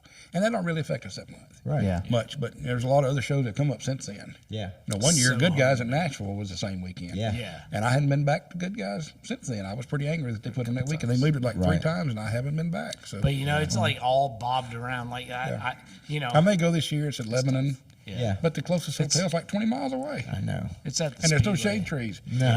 They say the autocross is awesome, but Yeah. Well, yeah, you know, 'cause Good it's Guys half have a changed road autocross course. rules too. Yeah, road course. No riders, Oh yeah. no riders in Good Guys anymore. Right. Yeah. So that kind of takes the fun out of it because I like trying to scare somebody. That's what. Yeah. Right. That's what insurance does right there. If I can't, if Zach rides with me and he doesn't scream like a little schoolgirl, I haven't done my job. Oh my God. Are we out of time? But no, No, fine, we're we're good, fine, man. dude. It's like, I'd take Zach. You ask how I met Zach. yep, Zach's probably one of my best friends in the world. He lives in Stanton, Virginia. brother from another mother. Brother from another mother. That's what I call him. But he called my shop looking for George. He wanted something from George. Well, he calls me because I was in with George. They were doing 61 Fords at Carlisle, the 40th anniversary, and he wanted George to bring a car. Well, I'm an old country music fan. I love the Statler Brothers. That's one of my favorite groups. Well, they're from Stanton, Virginia. Oh, okay. Well, Zach calls me. He says, "Hey, I'm looking for Alan Hutchinson." That's me. He says, "Well, I'm Zach Straits. I have a 61 Starliner. I live in Stanton, Virginia." I said, "Well, you got to be a good guy. You got a Starliner and you live in Stanton? How much better can it get?" You know, that was our conversation over the phone. Yeah. And Yeah. he wanted George to bring some cars. So I emailed George, and George wound up taking 11 cars for that show. I didn't go, but George took 11 cars. Yeah. Well, Zach and I just hit it off.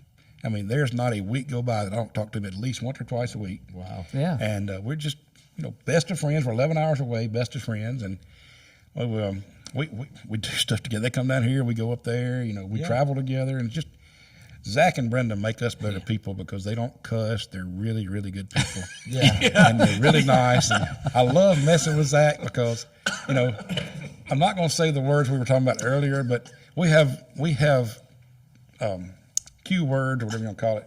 Other words like my friend Yeah. or melon farmer when Zach's around.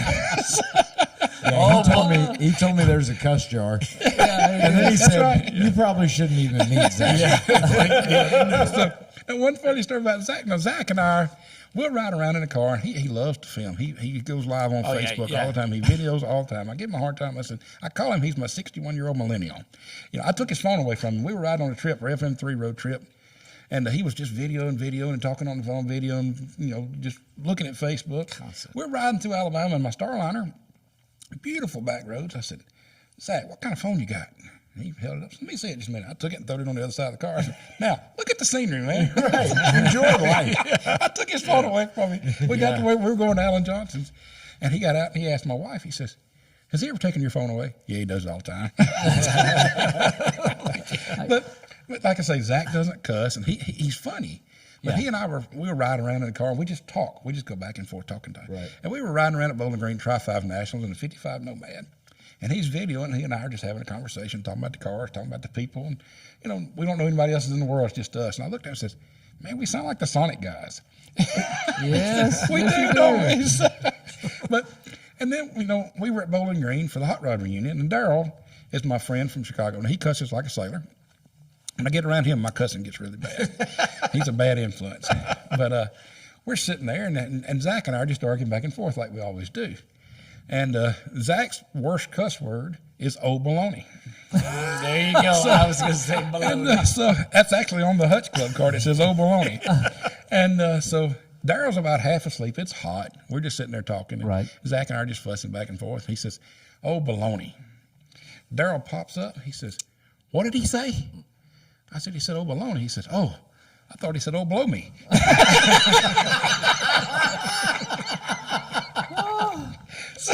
Like, nope, no way. Nope. Up from Zach. Nope. I look forward to meeting Zach. He and I have a lot in common, with the whole adoption thing. Yeah, That's right. I've got 3 adopted children. Wow. So I'm really looking forward to meeting Zach him. is probably one of the nicest and best guys. I hope he don't watch this. Yeah, I know, right?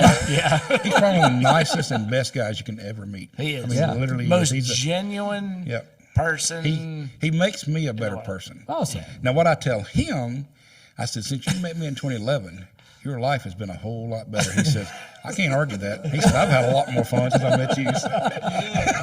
Yeah, why not? I keep him laughing. For a while there, he'd say, yeah, right. I would just tell him stories. Yeah, right. Half of them wouldn't be true. Yeah, right. So Wow. Yeah. we did make him cuss one time. Yeah. He didn't know it. We were at Bonneville, and somebody told him some Spanish word to say, and it was Spanish, and he was cussing in Spanish. But he didn't know what he said. But he don't drink. He don't cuss. He doesn't do anything wrong. He's a great, great guy. I just love him to death. Looking I would forward do to anything it. in the world for him. So It's good. we had his. He'll let us cuss, though. Oh yeah, It's Well, okay. a little Like, bit. A little bit. Yeah. Y'all will love Daryl too. Daryl Nelson's my buddy Now, in Chicago. Daryl is the shit. He cusses. He just cusses to cuss. But I love Daryl. we're at Carlisle, Pennsylvania, and we're sitting there. And Dan Parsons, my other buddy in Pennsylvania, I met him through Chris Ryan through the TV show. Right. And Dan, I love Dan to death.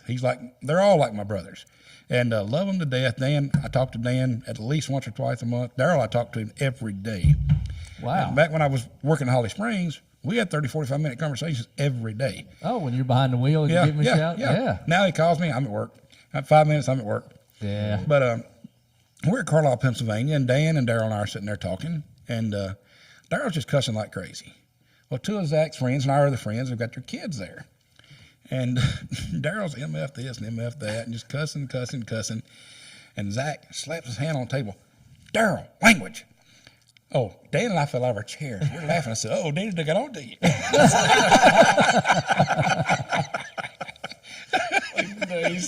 Yeah. You're going to have a hard time, Mike. Yeah. Just let you know. You're gonna love these guys when you meet them. They are. We have I tell you, when us 4 get together, it's a lot of fun. It really, really is. It's like a family reunion every time we get together. Awesome. It's emotional. I mean, I had COVID really, really bad. Oh, mercy. In 2020, before they had a vaccine and all that stuff, I had it bad. I had COVID, pneumonia, flu, ear infection, and strep all at the same time. Wow. I didn't know I was going to make it. Mercy. And it happened the week of the FE reunion that I was going to go to, and I wasn't able to go. So I didn't see Dan for a year. So I was able to go the next year. When I got there, we both cried. Yeah. And they sent me a huge flyer, or the banner for the FE race, Yeah. and everybody there had signed it and sent it to me. Yeah. Nice. So, nice. Yeah, there's like 400 signatures on the Yeah, I know it. banner. Yeah. Roses. It's really Something a lot of people, I don't know if you know or not, I had cancer. No, I didn't know Yeah, I that. had cancer in 94. And, Oh, back then, yeah. Yeah. I had colon cancer in 94, did a year of chemo. Wow. And had 18 inches of my colon removed. And so, Well, that's a hell of a year. yeah, I like talking to, I wasn't married, and I still lived at home, and so, but I like That's talking to, before you married him? yeah, I got married in 96. I met Amy while I was still doing chemo. Wow. But, Mercy. so I like talking to, I like giving to charities because Yeah. stuff like, cancer patients just getting cancer. I try to talk, look at me, I'm big, just because you got cancer don't mean you be skinny and frail. That's right. That's right. So, but yeah, I mean, I survived that, and I've been cancer-free ever since. I get tested all the time, and so that's really nice. And then the Camp Light is a campus for underprivileged children and families, that need help, and the kids and stuff. And they do great things up there. You can look them up on Facebook. They're always doing something there. That's cool. Right now, they're putting an airplane and a fire truck up Dig that. for the kids to play on. Oh, cool. Okay. Yeah. What is it? Is it camplight.org? It's Camp Light. It's Do you know what the Camp Light. You can find it on Facebook and the website. you look that up? Camp Light, what it is, what the actual. It's called something farm. Yeah, it's Creative Farms. Creative Farm, but Camp But I Light's can't the remember. name It's of it, so. but I think it may be creativefarms.org. Yeah. Which Don't worry about it. I'll They do I'll dig all that up. yeah. They put it do in there. a look it up. But they do a auction every year. They usually raise about $100,000 in the auction. Wow. So yeah. Good for So them, man. Scott Bosley is the owner. Him and his wife. they started it. yeah, they director. started Okay. it. They got like 100 and something acre farm out Yeah, there. and They built, it was actually a man donated. well, they his- bought it. But They I were buying thought- it. I Scott thought- was making the payments on it. I thought And then the somebody donated it. then the guy just Okay. told him, "Don't worry about making any more payments. So It's what? yours." Do you know Wow. what drove them to do that? I don't. You I may don't know. either. I Like, don't know what caused because his kids are healthy as can be. Wow. Yeah. So but I don't- they I don't are know. the most amazing people.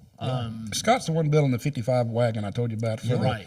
for Sick Week and Drag Week. It's going to be Twin well. turbo. He was going to do 88 millimeter turbos. I talked him into 102s. It's a 600 cubic inch, big block Ford, 55 two-door wagon. He said, "Man, I need some turbos." I said, "I got a friend that's got 2 brand new 102s. That'd be great." I don't know if I need that big. I said, "Oh yeah, you need that big." So when he was talking to the tuner in Tupelo at Southern Speed, as a customer, as a guy I use a lot, Yeah. does really great work down there. And he was talking to him about maybe doing the tuning and doing the EFI and stuff on it. He says, "You know that's going to be over 4,000 horsepower." Oh, Scott said, I don't want 4,000 horsepower." So the 102s are for sale, and he's putting 88s on it. I said, "You're still going to be 3,000 horsepower." Right. wow. So it's going to be, but it's a 55 two-door Ford ranch wagon. Yeah. Full chassis. It's going to be a bad son of a gun. So he's hoping to make Sick Week with it next year. Dig that. I just can't imagine that much power. He said he can't either. He said he probably first few passes would be like 1 or 2 pounds of boost. Yeah. Well, yeah. still I was- 700 horsepower. I was just gonna say though, is Scott a racer? He's raced in the past. He's had some Mustangs and stuff over the years. Scott owns a construction company. Right. Okay. That's one reason Camp Light works out real good because Yeah. Scott has built everything out there. Right. He owns a construction. He builds houses which in we Virginia. haven't even talked about. Like Camp Light is a little town. Yeah, they've I got mean, an it's- old gas station. They've Oh got my a record God. station where they make their own records. They have this huge TV, like an old 50s TV, that people get in and they do shows. The kids get in. They do a big thing for Christmas every year. They have Santa Claus and the Grinch.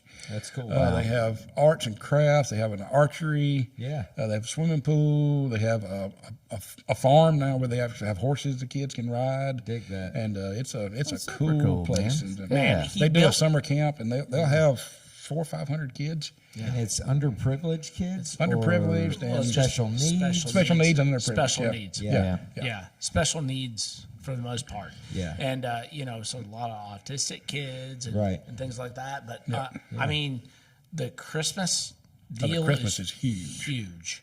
They Huge. sell out every year. Yeah, they start working on that like around October. Yeah. And start it's just lights everywhere and Super cool. Yeah. The it's- charity auction, they have it's so much amazing stuff place. donated by the locals and around. And we have an artist friend. Well, he drives a train. His name's Paul Hurley in England, in London. Yeah. Sean's best friend. I love Paul, dude. I know it. We all love Paul. I don't think Paul likes me, but I like Paul. But he doesn't. Paul's Yeah, like yeah. 6'7", probably Yeah. 300 and something pounds. He's huge. Yeah. And he drives a train in London. Yeah. We met him through the FE race. Never met him in person till last year, but we hit it off through the FE race. And but he does drawings, and he does a lot of drawings for camp. And he donates those, and those usually bring $3,000-4,000 to the auction. Yeah. Paul is he's the guy who did the saw for me. Like he's done a lot of cool stuff. But I mean, amazing illustrator. Yeah. It's You seen his saw? H&D. Yeah. H&D illustrator. Did he tell you what we did to Paul when he got the saw? Well, he come down to Holly Springs, and I gave him the saw. I said, "Let me make a video for Paul." Well, George had an old wood cutting saw, just like it, Yeah. on the rack. I said, "Use this. Let's cut this piece of wood. I'm gonna send this video to Paul." He said, "Hey, I love my saw." And just start sawing So on he wood. started sawing with the wood, and the other one sitting on the table. Start sawing. I take a video. I said, "Man, Paul Sean loves his saw. Man, it's cutting wood so good." He's like, "Oh man." Yeah. But Paul's a hoot. We got to meet Paul at Pennsylvania. last year's FE Racing reunion. Funny, Paul drives a train, one of those London trains. Yeah. There's hundreds of them. Okay. I said, Subway. do you really? Yeah. No, it's train. I mean, yeah, but I it's said, do you really drive a train? You push a button, go, you push a button, stop. He said, no, there's a lot more to it than that. I said, but you're on a track, you stop and you go. He said, no, you got to go and you got to go back. Yes. But he sent us a video of all, man, there's knobs and gauges everywhere. I said, I thought you'd just go and stop. Right. Yeah. But so I pick on him a lot, and he's been bodyguards for Madonna. You know, he's done a lot of wow. stuff. And one funny story, I love Rowan Atkinson, Mr. Bean. Yeah. Well, and you know, he's in London, and he loves old cars. And Paul had a. he's got American cars over there. Yeah, right? he's got a Right. '67 Yeah, Ford truck and a trucks, Comet yeah. and stuff like that. So, Yeah. but he had I forgot what kind of car it was. It was a Range Rover or something. I can't remember what it was, but it was one of the London Sport Utilities, one of the old ones that he'd modified. And he said he's going to get something to eat and comes back and there's two pair of legs sticking out from under his vehicle. He says, "Excuse me." Well, he slides out. It's Rowan Atkinson and his son.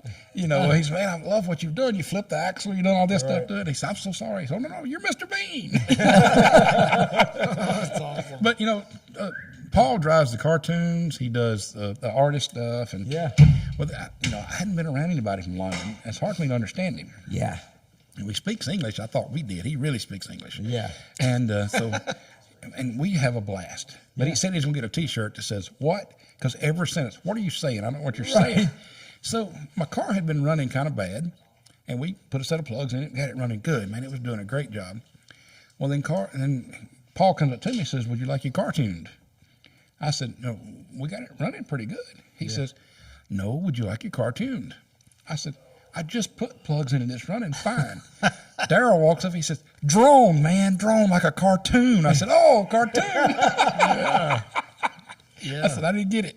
Yeah, we had some people come from the UK, and we wound up going and picking them up at the airport and running them around. And they were fantastic guys. But I'm sitting there like, what are you saying? That's right. I'm sorry, So what do you say? I don't understand. That's just amazing. He don't understand my redneck either. So Right. That's right. You know, it's the same language, but it's not is. really. It is. You know, I work with a lot of people from, you know, all of a lot of English speaking people from other countries. Yeah. And a lady I work with from Scotland, and I have to pay real close attention to what she's saying, but she is just super sweet. Yeah, absolutely. That's rough. Oh, it is. Irish, for sure. Irish and Scottish are pretty tough to understand. that's one of my favorite episodes Their of King of the English Hill. is awesome. Oh, really? Bobby comes home and Hank, he's got his report card. He said, "You got a D in English? We speak English." Yeah. How does that happen? How does that happen? But Paul was really hard for me to understand, but we had a blast. Oh my gosh, we had a blast hanging out with him. Yeah. Where's he from? London, I don't know. Okay. Just don't call him British. I just know not to call him British. That's bad. Okay. Once we found that out, we started calling him British. But Nice. but you don't want a big guy like that mad at you. Right. Right. No. He's actually coming through. He'll be here in May. He's not Okay. going to be here for Fun Day, but he's going to come to the farm. He's going to Good Guys, the F100 Nationals, and some other stuff. So he's coming through. So, If you You let can, me bring know him by. because I got to meet him face to face. So Get your helmet? Yeah. Huh? Yeah. I have my helmet. No. No, I'm just joking with you about no, that. that's Paul's good with you now. We messed with him at FE race. No, so. I love Paul. I mean, like he's done some stuff for me on AEN. Like, you know, Did your logo? huh? Yeah, right. Duh. He did my logo, and I've also had it where like, hey, anybody wants your car done? You know, whatever written up, drawn up. Which I mean, he does amazing. Sketches. Illustrator, Like yeah. yeah. If you guys ever like follow H&D Illustrator, is it Okay. H&D Illustrator? HD Illustrator. Yeah, H&D Illustrator on Facebook and stuff. It's really cool because he's gotten into doing like the iPad thing. Well, he's doing the whatever, cartoons like, now. He didn't used to. Now he's actually drawing. Yeah, he's doing renderings. He's doing now, renderings too. now. Yeah. He's done some renderings for Yeah. guy up in Illinois. Joy. No, not Troy. Yeah, Nichols. I saw it. Nichols. Yeah, Nichols. Will Nichols or I saw it. Nichols. Shoot, I don't know. I don't Nichols know. I Hot did see Rods. it. He had a TV yeah, show for a little while yeah. called Ranched or something. Yeah. Okay. Right. But like he's very versatile as far as art Yeah. is concerned. Like he can do a pencil sketch. He can do, he does stuff on paper. Sure. And then he could also do it on iPad stuff or whatever. And it's amazing. I like the iPad stuff because it's really cool because he can do a record function on it where you can see what he's done. See all of his strokes when he's Like the strokes as it goes, neat. and it's so amazing to watch that to me because I every time he puts one on there, I'm just like mesmerized about how like you see it and whatever, and like all right, he'll erase that part or whatever, and then this part gets turned, and it's amazing. I wonder if it's as good as the things that Mike Abbott's been doing the last couple of weeks with his the posters he's been selling. Tell us about your posters, Mike. No, he's just putting it in an app. I know, but he's selling them. He's selling more on this goofy app than you are. I know. Oh man, So great. Some of it's, I know. He acted mad about that the other day. He was like, "You're selling more prints than me." I'm like, I never had an intention to sell prints. I was just playing with photos, and somebody's like, "You should make a print." It never even dawned on me to make prints. Right, But, I quit. That's all I'm saying. Just quit. Paul. Well, Look, his I'll edit some generosity. prints for you. Yes. You can sell them. Yeah. Paul's generosity is really good. Like he does those saws. He does. And the saws are hand painted. They're not nice. computer, no, they're hand painted. And Sean Yeah, does it's awesome. like acrylic. But he'll do 3 saws for camp I every don't year. have mine out. But he did the Blue 61 Starliner in George's after Zach, and all he does, all he needs is a picture. Yeah. And he draws it from the picture he sees on Facebook. He sent me several pictures that Zach has posted something of me in my car. I'll get a picture in the mail that he's drawn just off that picture. Oh, cool. See, his stuff started with Dan Parsons. Yeah, Like he did his comic. he drew. It was actually I comic. think off of a picture Yep. of Dan's comic at FE reunion Yep. or something, and he drew this picture, and then next thing you know, like he's involved with this whole group. Well, somehow, he did the Starliner on a saw, and he did 2 other saws to auction off. Well, Zach wanted the saw because Zach did the car. Zach Scott restored the car. We were going to make Zach pay for it. I'm online when they do the camplight auction. I'm in town. I'm online bidding. Right. And I've bought several things. I've bought things I've never got, never used. I just buy it. Right. For it to raise money, and I usually make a donation at the end too. But we're all wanting this saw, and Scott and I done told him we're going to make Zach pay for it. Well, I bid up to $500 for it, and I was like, man, that's all I can really afford to go. Right. Well, Scott run him up to $1,000. So Nice. Zach had to pay $1,000 for the saw. Well, as soon as the auction was over, I get an email I get a Facebook message from Paul. Whatever you bid for the saw, I will paint you one, whatever you want on it, and make the donation that you was going to pay for that one to Camp Light. Cool. Like, okay, well, he'd already drawn my red truck, my 51 Ford. He'd drawn my 74 truck, which I've had for 20 years, and he had drawn my Starliner.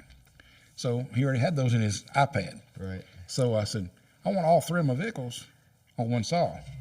He's like, man, I'm going to earn that money. So I wrote a check, mailed it to camp, and he sent me a saw. Exactly. Super cool, man. Super cool. That's really awesome. Yeah, he's a really cool guy. Yep. Well, Sean, We got a lot of good friends. You're getting ready to travel? Is that right? No, I just traveled. I just traveled. Okay. Yeah. So I just got back from muscle cars at the Strip. With our buddies. In Yeah, Vegas. Phil and with Jill Painter. Phil and Jill. And I actually spent more time with Phil than I have ever spent with him out there. Okay. Like, because in the past it was like I just hit the ground running, and I'd pass him, hey man, what's up? Boom, on to the next thing, taking pictures. Right. And I've got 50 more pictures left to go. Wow. on from day one. So From day one. From day one. And so that was 2 weeks ago. And I've worked every night on pictures. But when you take pictures at autocross and drag racing, you put it on burst, right? So it's Yeah. like and a lot of guys will go and just pick one, right? But I always want to edit every photo, and if I don't know if I was better and I went through, like I don't know how to say it, but like I always think like especially with the autocross, Right. I know how I am when I'm racing or autocrossing.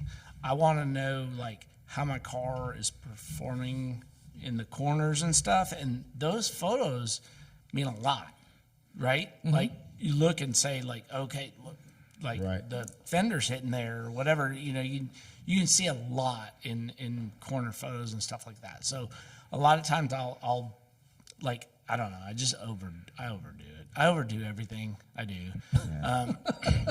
I just overdo everything. And so I did a lot of top end photos on the drag strip too, which is something that drag guys, Top end photos are awesome. right? And they don't get those a lot. It's always a starting line. Yeah, you know, so like, yeah, everybody's at the starting line. It's like, ba-da-da-da. Well, they know what their car looks like coming off the line, but a lot of them don't know what it looks like going down the end of the drag strip, like toward the very end. So there's a good spot at the end of Vegas Strip where you can just and you can get them coming across. Oh, cool. And in the past, I took like a bunch of those pictures to get one because there'll only be one that was in focus. But now that I'm with like a badass digital camera, it's like they're all in focus. Very cool. That one's out, and then like 4 will be in focus and 1 will be out, and then the 4 will be in focus again and stuff. So I've taken a lot more than I needed to and stuff. But yeah, but really cool. Matt Slab, I call it Matt Slab. I don't know. It's Muscle Cars at the Strip, Las Vegas. Was awesome this year. It was a total rebound from the COVID thing and everything. They worked really hard to get the car show count back up. Yeah, it's awesome. It was packed. Of course, it was like Dodge did their last call event. Yeah, I saw that. On the back of, like, they knew. So, it used to be Mopars at the Strip, right? So Dodge knew that, and so they knew that there would be a lot of muscle car, Mopar people there and stuff, and so they kind of piggybacked on that, and they did the Dodge last call event. And explain on that, Monday. because I've seen bits of this is the last Hellcat? Or the last So Demon? there were 7 last calls. There were 7 Mopar last calls. And the,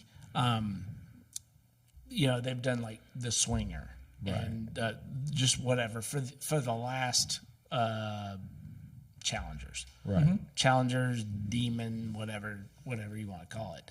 And so this is the last one. This is the very last Demon. All there is to it. So it is the SRT Demon 170, and it's 1,025 horsepower. It's insane. Wow.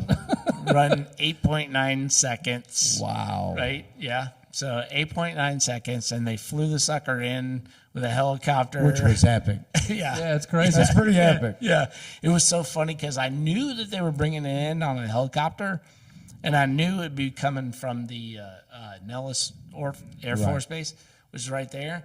But I didn't know where to go exactly because I was like, oh, man, like, should I be down there, take pictures up at it, whatever? And I finally decided, I was like, well, I looked and I knew where all those guys are, like all the media guys, and they were all down there in the bottom, right. So because they wanted the picture of the car, and the photos that I have of the car are not that great, I'll admit, but I was like, you know what, I'm just gonna go up to the suite, because I want to get the car coming across the horizon, and whatever. So I was like, that's what I'm gonna do. I'm gonna get it coming across the horizon, and whatever I get down there, I get. And they said that they were gonna unveil this sucker at 6:00. Well, that's what time they started talking about it. It was, because if it was at 6, it would be very, very bright, no problem. Perfect. Yeah. So an hour later, they announced that sucker, and like it comes across, and it's like it's super dark, So some of my stuff's kind of grainy, but But it was cool. I mean, it was neat. I'd never ever been to an event like that. Right. I don't know. Yeah. So everybody else was down on the bottom, the media guys, and so I was like, you know what? I just want a different vantage point than everybody else, and to me, it wasn't a major deal to have the car, right? Yeah. So the thing was silver with a black hood. It was looked like every other demon you see everywhere, you know. So whatever. Right. So I wanted to be up top, and so I was up top and got the cool picture of it going across in the with the helicopter and all that kind of stuff. So have you seen one of the Mr. Norm Challengers? Huh? Have you seen one of the Mr. Norm Challengers, the new ones? I have not this year's. They're still gonna. Are they still make? What are they going to be making next year? They're done next year. They're done at the end of 2023. They're not no more going, challengers. They're not going full electric, are they? Well, a Charger coming out, I think. Yeah, I mean the Challenger's gone after this. Camaro's going after this year too, right? For now, huh? Camaro's going after this year too. Camaro's. I thought they were turning that into like an SUV or some shit. What? The Camaro. The Camaro. I don't know exactly what they're doing. I don't know what NASCAR's well, going to drive next actually, year. you know, I mean, I think both of them are not saying that they're done. That's like one of their more popular cars. Oh, it is the most popular. Why? Are you I kidding mean, me? They sell a whole lot though. Huh? Their sales are way down on the Camaro. That's the reason they're talking about dropping. Oh, on That's the reason they dropped Camaro, last yeah, but the Challenger's still through the roof. I mean, like, the Challenger and the Charger beat the Camaro and the Mustang. Wow. I mean, they're both. Yeah. I was in a Dodge dealership yesterday picking up some parts. Yeah. They got one of those new 4x4 trucks with the supercharged, or whatever it is. Like a T-Rex. Yeah, that's what it was. $132,000. Is that not Yeah. nuts? That's crazy. It's a conversation he and I were having yesterday about a lot of these dealerships are overpricing and going over MSRP. Oh, big time. They And did that on the Mavericks. yes. Just an entry-level truck. They were charging $5,000-$10,000. Okay, so here's the I'm deal. a little pissed that they put the Maverick name on a truck. So here's the deal. I like with the Mavericks. Here's the deal with the Demon 170. You know, so it's MSRP. I think is 100, whatever. 100. It's 100,000. Blah blah blah. Right. So, but you know, there's only 3,000 of them going to be made at the most. 3,000? 3,000. Wow. So it's 2,500 to 3,000 is what they're saying, and you know, specific dealerships will get them and blah blah blah. So, but current Red Eye owners will get first dibs at the Demon 170. Okay. Right? So there are people I've heard selling their spot to get that for $100,000. Wow. Just the spot, not the car. It's just the spot. So it's $100,000 to get the spot. $100,000 to get the spot. $100,000 to get the car. That's insane. A $200,000 Bic Razor? Yeah. That's crazy. It's the world's most expensive Dodge. 8.9 thousand, or 8.9 seconds in the quarter mile That's factory great. car. Do you know what kind of old car you can buy for $200,000? I know, right? Right? Man. No, totally.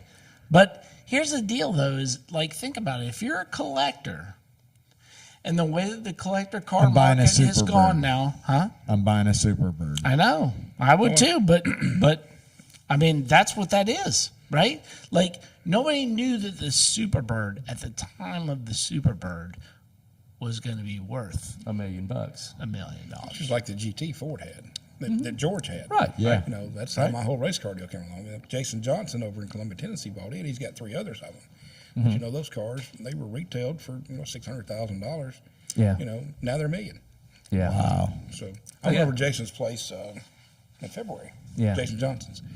Johnson's Horsepower Garage. He sponsored 2 Pro Stock cars. He sponsored Erica and Bo, and he sponsored a funny car. But he owns Copart. Lots of money. Yeah. But he's got 8 Red Eye Challengers. And he's got a Mr. Norm Challenger. Wow. I never had seen the Mr. Norm Challenger. Mr. Norm Challenger is amazing. Move that up. I'm sorry. I was like, I ain't hearing him.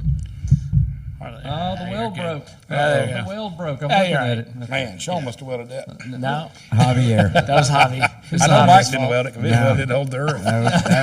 That was hobby. But yeah, he had the Mr. Norm Challenger. I never heard of those. Yeah. They're white and gold heard of it. interior, and they're like 800 horsepower at your tire. And he fired it up for it. And he's got Lamborghinis, Ferraris, and stuff like that. Lots of exotics, lots of muscle cars. He's got Superbirds, and he's a big Mopar guy. Yeah. He's actually got a lot of the older Dodge trucks, and nobody's reproducing parts. So he's having grills made out of carbon fiber and chromed for the old 70s Dodge trucks. Yeah. But he fired the Mr. Norm Challenger up. Oh my God. Yeah. And just it's obnoxious. When he shut it off, I said, "Have you done anything to that?" He said, "No, that's the way it came." Wow. And it's got the old rally looking wheels on their 20s, but they're like the old rallies off the 70s Challengers. Yeah. Look up the Mr. Norm Challenger. That's an awesome Are you car. talking about the old? No, one? it's brand new new. one. Okay. Brand new. It's a All right. tribute. Yeah. But it's a 'Cause they only- Mr. they only Norm made, was they only made the guy. They only made just a few of them. Yeah. Wow. But Jason's a big Mopar guy. He told me that all the Hellcat engines, they're not making them anymore. And he bought all that was left. Really? Yeah. You know, that's a shame. I wonder what's going to happen. You know. I don't know. Ford says they're staying rear-wheel drive V8 in Mustang. Okay. So Except for that little EV thing, That's not a Mustang. SUV That's that is a Mustang. they Oh should've no, ne- it's that's a a Mustang. Mach-E. They call it a It's a Mustang. Mach-E. Uh huh. They should've never called it a It's Mustang. called a Mustang. Well, you know, look at what happened to the Chevrolet Nova. yeah, right, Right? hatchback. Toyota Corolla. Yeah, that's right. I don't care about the Nova. That was not the swan song car of Chevrolet. I'm gonna be honest. I've been real negative about the electric car thing up until the present date, and I thought about it yesterday. Nobody drives their cars anymore, anyways. They're on their phone while they're driving. So I'm Just drive actually with your looking at phone. it completely different. So Cars are now the whole phones. world will be in self-driving cars, and I'll still be in my old car, burning fossil fuels. No, you won't be allowed to be. Have What you are they ridden going in to a stop Tesla? me in? Have you ridden in a Tesla? Just saying. If I am, yes, I have. You ridden a Plaid? Yeah. Oh my God. Yeah, Plaid's crazy. Here's the thing. I mean, I get I'm it. in a 1956 panel truck. They're in a Tesla police car. Right. They're going to stop me? That 56 panel truck's going to go through that plastic POS. They're not going to stop me. The car's not plastic. Yeah, that no. car is the cheapest made car I've ever seen in my life. Tesla? I cannot believe they charge that much for that cheaply of made a car. Like the door handles. It doesn't matter. It's, The door it's handles saving feel like the a- world. You don't understand. Says every one of the kids in that mine down in South Exactly. America. Exactly. But anyways, I don't care for the electric cars, but after riding that Plaid, I'm impressed. oh yeah. No, here's the The thing. horsepower- Here's the horsepower all thing. the The way around. horsepower. The horsepower is The impressive. horsepower of them are amazing, and it's great if you live in The city. if you live in, Here. I don't know, Iowa or anywhere that's like rural, then Yeah. it doesn't make a lot of sense unless you have a badass charger at your house that you can charge. Even still, overnight and blah, blah, my blah, brother-in-law whatever. But has- it's just But you got to pay so much for a freaking charger. He has two. Well, he might have gotten rid of the first one, but he just got a brand new one. You know, the SUV ones with the gold wing doors. I'll hand it to him on those gold wing doors. The engineering behind those, like I had to open and shut those doors like 3 or 4 times so I could look at how it works. Did It's he pretty- do the Easter egg pretty- thing for you though? That's really cool too. Yeah, but Dun, dun, dun, dun, he's dun. into that. But here's the thing: is he has the top of the line charger at his house. All right, and we'll go out, and he's like, "Well, it's going to be like 6 o'clock. I don't want to tell you why." And he has to take this thing to some other supercharging station, pay to have it charged, even though he has the best charger you can buy at his house because it doesn't work right. None of it works well. Right. It's still a work in progress, and that's how My brother's got one of the trucks ordered. Yeah. one of the 150s. The Cybertruck? The Ford truck. The Tesla truck. Yeah. Oh, the If Tesla. they make it, he's got a deposit down on it. When does that thing come out? They don't know. announced There's that been like 4 years There's ago. been a few things I've read about Tesla that he's said was coming, never happened. But the truck's probably going to happen. Yeah. But it's like a Hummer, the Hummer all electric. Yeah. I got a friend. He's had his deposit paid for over a year and still ain't got it yet. Yeah. And now the value's gone down a little bit. Yes. They were selling at auction for $250, and now they're down around $170, $180, I hear and they that- cost $100,000. That's insane. That is insane. It's all insane. Well, guys, let's wrap this one up. Yeah. Does anybody have anything coming up that they want to talk about? Well, obviously. Oh, we're going there. I was just saying. Obviously, Hutch's thing. This will be y'all's first time, right? Huh? What? Yeah, This will be your first I time haven't fun been. day? It won't be mine. You been there? Yeah. Have you? Okay. I didn't know that. I have not, I didn't know but we had I a will be. celebrity in our presence. No, you didn't. You had white trash nobody. That's why you didn't know I was there. Now he's celebrity status. Well, he so worked you on my get car, that. and I got to know him now. He's celebrity. That's what it was. His sticker's on my car. That's right. You know, That's I was right. a little disappointed in that sticker. Yeah. I thought it'd be bigger. No, I don't Kinda like Patrick Swayze in I don't Roadhouse. I thought it'd be bigger. overcompensate. Do you want me to get you a big sticker of mine?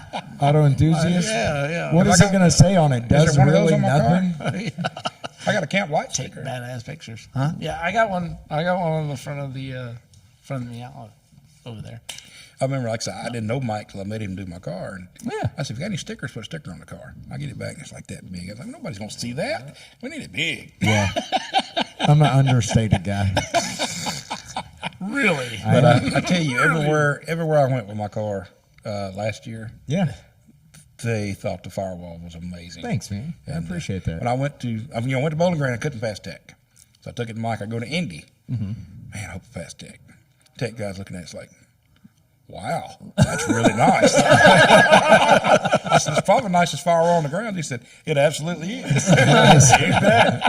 Nice. Mission accomplished. Dig that, man. Boom. Go, Mike. But yeah, just everybody, please come out to Fun Day. It's going to be a great day. The weather's going to be awesome. I ain't even looked at the weather. We just know it's going to be awesome because we picked a different date. That's right. And come out, autocross, drag race, swap meet, just hang out. Yeah. That's Yeah, there's just gonna cruising, be you know, open. cruise in. There's a cruise in drag race. Drag race if you want. You can cruise in. You can drag race if you want, right? Like, Yep. I If mean, you get it's all, in, it's all the same $10 price, to get right? in. Yeah. And if you decide you want a drag race, my wife usually tries to talk you into doing it at the gate anyway. Oh, come on, race it. Yeah, She I'm tries to talk absolutely me. going to do that. Yeah. But if you decide you want to do it later, go back to the gate, pay $10. She'll give you a number, and Yeah. you can run. You can run, and the $20 covers it all. Right. Okay. You can autocross, drag race, the whole works. A lot of people make a pass down the drag strip, go to the autocross, and go back to the drag strip. Dig Well, that. I'll tell you what, that knocking that I have in my Ford. You'll find it. Yeah. Wait a minute. That's not a knock in the Ford. No. No. That is the knock in the Chevrolet. That is in the Ford. That's right. Yeah, but in any vehicle's defense, it has absolutely nothing to do with brand Oh, no, when not it at comes to Sean. Yeah, I'm going to drive Because it hard. Sean drives it Oh, yeah. all the way, no matter it stops. what it is. Yeah, that's right. Yeah, Yeah, you got to be And then- tough if you're yeah. going to hang with me. Yeah, That's right. The whole time, like when he started it up earlier, when he asked you to work on the carburetor or whatever, I was like, "What's that knock?" And I swear we asked 10 times, "What's that knock?" And he never acknowledged us Because saying, I don't know. "What's that?" I don't know what it is. He was like, "I don't know." Whatever. It's like It's not getting worse. Drive it. No. Yeah, that's yeah, what I'm going to do. Just keep driving it. You know It's when all it right. breaks, you know he'll know what it is. Yeah. Yeah. Let me know when it happens. Oh, yeah, 'cause you will. It's going to be. Yeah, it's either catastrophic or there's just something just. Yeah, I think something's Yeah. bumping. You know, I don't think it's internal. No, not at all. It wants out. I'm It wants sure a it's- Ford put in its place. Sure. Yeah, That's right. It's knocking because it wants out. Yeah, like I'm sure it's fine, Sean. It'll be Just fine. Keep driving it. I am. Yeah.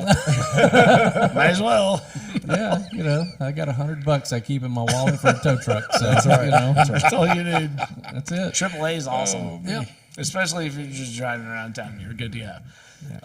But I other appreciate than, y'all having me. yeah, thank other you. than Yeah, fun no. days, we're also doing Blytheville, same weekend as Blue Slade Cruise. Okay, so that's in May. If Yeah. you don't want to go That's to May Blytheville, 3rd or 4th, 5th, 6th, right around that Yep. time. Yep. Yep. Yep. Yep, So, that'll be which the is the weekend time of that May I'll 5th. also be at Battle Alabama yep, in Mobile. yep. So I'll be doing that. Lots of but things yeah. going on. Yeah, Yeah, there lots is. of Like things. this is the time in the South for sure that we're all like balls to the wall and trying to figure out like Doing our thing. All right, I'm going to this. You go to that. That was the reason it was hard for me to put a date together for the fun day because Yeah. I wanted to do it later, but not too late.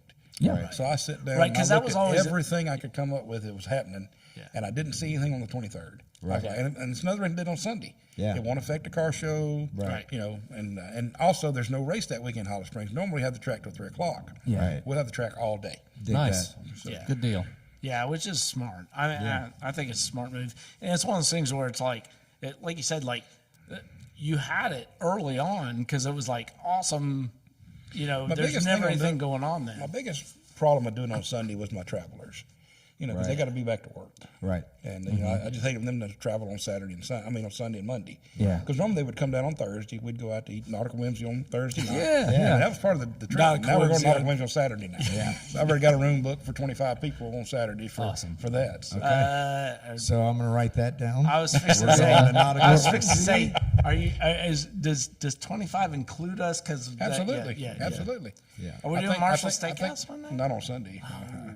We're not. They're not staying in Holly Springs this year. They're staying in Tupelo. Holly Springs, the golf course is where we usually stayed. Right. Yeah. But in April they have a golf event, and if you book a room, all they needed was Saturday night. Right. The only way they could book them was Thursday, Friday, Saturday, and Sunday. Yeah. They wouldn't let them have a room for just Saturday, so okay. they're all staying in Tupelo. So Okay. Okay. So Tupelo's the place to be that I weekend. guess so. Amen. Yeah. That's not a bad thing. No. Not at all. Nautical Whimsy. I'm all. That was the reason, you know, they were all staying at the same hotel. I got Jason and Tasha Graham that came over to visit with us. Now Jason and them live in Portland, Tennessee, Right. and they'll drive over to Tupelo to come visit with us, go eat at Nautical Whimsy, and they turn around and go back home. Yeah. Wow. That's how much they love it. Wow. But I said, man, come on over for World Customs, you know. Yeah. And so they come out and hung up for the weekend. Well, I put them up in the hotel where all them were staying. I don't know where you stayed, but they said you didn't want to stay with them. No. But so that's when Sean told me, he said, go over here tomorrow and get some dirt. Say, would you look at that? No, I'm such a celebrity and a rock star. I made sure that all my guys had a room, and I had nowhere to stay. That's hilarious. Yeah. Yeah, no. So I'm going to give a quick shout out to so Camp Light Yep. is the charity that this is for, and it's creativeworksfarm.org. Okay. Okay. So Creative Works Farm is who puts on Proud Home of Camp Light. So Scott is an amazing dude, and The it is auction's an coming up in May. amazing Also, they place. auction off some awesome stuff. Yeah, too. they have an auction and they actually do it online as Do it well, online, right? okay. So They so, didn't do it yeah. the first year online. Yeah. And I'm trying to bid through Facebook. Zach bid for that. Zach bid for that. So the next year they did it online. Dig that. Dig Yeah, that. so you can actually log in and do their it's they an auction off hour. It's blowers over an hour long. Yeah. Like it's amazing. Zach auctions off 9 hours of detailing. Wow. I think it's 9 hours, something Yeah. like that. Which And, I think I'm gonna bid on that thing and make him Well, it usually brings come like- all the way here to. It says local. There's rules. It says local. Because Scott will bid off 8 hours of electrical or 8 hours of construction. Yeah, because that's what Local he only. does. Local Yeah. only. Until I said, I need a house built, you know. But Zach will auction off like 8 or 9 hours of detailing. Wow. Well, the guy usually pays like $2,000 for that, and he brings his wrecker. Yeah. Zach has to polish the bed. Yes. Epic. Yeah, we always love that. And this year he said, the same guy bid, he said, can you bring a little car? Yeah, right. Just a mini. They just want to do a mini. It's my mud truck. I'm going to bring that and have That's you right. detail that. That's right. So, Oh, my but there's goodness. a lot of people really give generously to that, and Yeah. it's awesome. It's gonna they be have fun. just some cool stuff. Yeah. Yep. So we can't wait to get We get this out. love Camp Light. You know. Yeah, Sean's done an event for Camp Light as well. Yeah. That's where I met y'all. Yeah. Yeah, I've been there. I went when we did the. We went up and did what the heck is it? Route Blue 66. Ridge. Oh, Blue Ridge, yeah. Blue Ridge Parkway Yeah. and Skyway, or was Yeah. it Sky? Yeah, I can't remember. I was going to do Christmas this year. I was going we to went be there and it was awesome. It was cool. I was going to be Frosty the Snowman. Dig that. Perfect. Yeah, but I got sick last year and I couldn't go. So So you got to do it this year then? yeah, maybe so. Yeah. Can't wait for that. They have snowball fights. I might have Dig to go. that. That's cool. They got a snowball machine, but Do they need a Mrs. Claus? He's not busy. he's a hockey player. He says he had a strong shot. He just couldn't ice skate very well. Yeah, That's right. That's right. Oh, yeah. I don't understand. Okay, well, thanks everybody for. This has been Hot Rod Quiz. All right, guys. I have a new nickname for Sean. Yeah. That's Puck. right. That's right. We're calling him Puck. Yeah. Puck. Puck you. All right, so Oh, baloney. baloney. Anyway, I had a all great right. time, guys. I really Man, yeah. enjoyed it. And Yeah, thanks for coming. I see how Sean does me, though. Y'all will go to other people and make me drive up here. So. Right. Yeah. Yeah. It's like, don't worry about it. It's only 2.5 hours. You're right. It's 150 miles. Yeah, I was surprised he drug you way up here. I brought that up. No, he offered. He Yeah. offered to do it in between. I said, "Man, don't worry about it. I ain't got nothing going today. My car I work on Saturdays. They're out of town this weekend, so it's my Okay. first Saturday I've had off all year." Wow. Okay. Our timing's good. Yeah, so he just wasted it by Yeah, driving. no, never a waste when I can hang out with these guys. Not you, but these guys. Brilliant. Yes. Okay, thanks everybody. It's always fun, guys. I'm looking forward to seeing y'all at Fun Day. Amen. Oh, Yes, have you sir. ever ridden on the autocross? Yeah. Well, now you're going to drive on I'm that. going to drive on it. I'm driving Like, his seriously. You'll, Like, I'll take be- you for a ride in the 61. I will. Oh, Oh, that'd okay. be- Yeah, that'd be that's always entertaining. Yeah. By the way, because like it's if you're It's a bench seat. Yeah, it's a bench. It's a bench. It's a bench seat. And you're like, So we're going to be lapping up. Zach Yeah. will tell you Yeah. that he's ridden and driven a lot of fast cars, but nothing's as fun as my Starliner. Dig that. Because you're in a bench seat in a car. It's not supposed to be doing it. You're holding on for dear life, and you're like, "Are we going to make it? It's not going Yes. to go through that turn." The threat is real. And Yeah, I've had yeah. Zach screaming. I'm the reason Zach started autocrossing. I took him for a ride at Columbus, Ohio. Yeah. Went and bought a car. Dig that. It's not going to make it. It's not going to make it. Oh, good job, good job. And then when we were at Memphis and I missed the turn, well, the car wouldn't make the turn. There's pictures that Sean got me. There's smoke coming off the tires. The bumper's almost dragging the ground. I Zach, think I've seen that picture. Zach is filming. And Kyle Tucker taught me how to autocross. You don't brake and turn. Yeah. You brake and then you let off and then you turn. Well, in the video, you hear me, because I'm trying to get it to turn. It won't turn. Now, I've got the wheel all the way clocked, and it's not turning, it's going straight. I said, Zach, hold on, we're not going to make it. He's like, what? Oh my God, we're off the road. We hit the curve. We're in the air, about a foot high. Whew, whoo, boom, and we land wide open. Rooster tails coming out from the grass. We get our time slip. I said, whoo, knocked off 2 seconds. Zach said, you didn't drive the whole track. Then we get back to the pits. Zach gets out of the car. He's like, oh, I got to walk it off. he didn't miss a cone though, No, so he technically, That's right. I don't hit many cones, but it's a hoot to ride on the autocross. It'll hook you on it. Yeah. No. Yeah, that's the greatest part about autocross. I've said it before. Is like it doesn't matter what you're driving, you're gonna have a freaking blast. Right. But so I would love to take the Fairlane, right?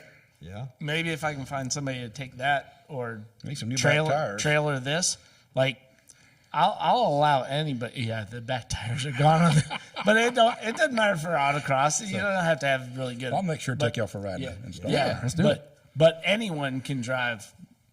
Can drive that. My friend Drive Grant, Miata, for first time sure. he rode with me, they had one at Tupelo. Corvette Club put it on, and I had the car ready to go to the body shop to be painted. There's no bumpers on it. I done stripped it kind of down, get ready to body shop. And I had run the autocross at Good Guys once, and man, here we are at Tupelo, and my car's sitting over at the shop. I said, man, I need to go get. So I'm running it with no bumpers, the lights are out of it. I go get it. Well, Grant rides with me the first time. Well, the Good Guys have cones all the way around the course. Right. Well, the Corvette Club and the way the pros do it, there's cones like every 50, 100 feet. Right. Maybe Yeah, if there's that much. pointer There's cones and stuff, right. I've never done that before. I was lost. Right. Yeah. So Grant rides me the first time, and I missed several cones. I said, well, just tell me where to turn next time. Right. So he's like, go left, go right, faster, faster. Too fast, too fast, too fast. I'm going to turn wide open. We're sliding around that thing. So, but he went and bought a car. Oh, good for him, man. Yeah. Oh yeah, he's on his second. Yeah, he's on his autocross second car now. now. So, yeah. So, of course, Zach's on his second. Yeah. Right. So I've been a bad influencer. I You think, have, so. man. Right. Yeah. Zach's got a '63 Falcon. That's Yeah, gonna be awesome. he's just had a lot of chassis work done. It's gonna be fun. He had it there last year, but Yeah, Just we'll a cool we'll little talk to car, those so. guys when they get here. Hopefully, Yeah. Yeah. yeah. We bring 'em on the do a show? little thing. Yeah. Yeah, That'd be Maybe awesome. Malcolm Whimsy could set us up with a little down. Maybe so. Yeah, there Yeah, you go. we talked about Zach and being on a podcast together. that'd be cool. That'd be a hoot. That's, That'd be really That'd be their own podcast. yeah. okay. We could do that too. Yeah. So, all right. Well, Man, we I've better call this. Had a up. great time. We didn't get any pizza like I was promised, but No, we can order it now. It's only 8 o'clock, so we're good to go. Dig it. All right, guys. Well, get us out of here, Thank John. you, guys. All right. Well, hell, I don't. He's it's not Javier's We thing. don't have Like, the. It's Javier. Yeah, it's like, Javier yeah. guy. This has been Hot Rod Blues. Thank you very much, everybody. Bye. I appreciate it. See you Thanks, guys. everybody. Yeah. Bye.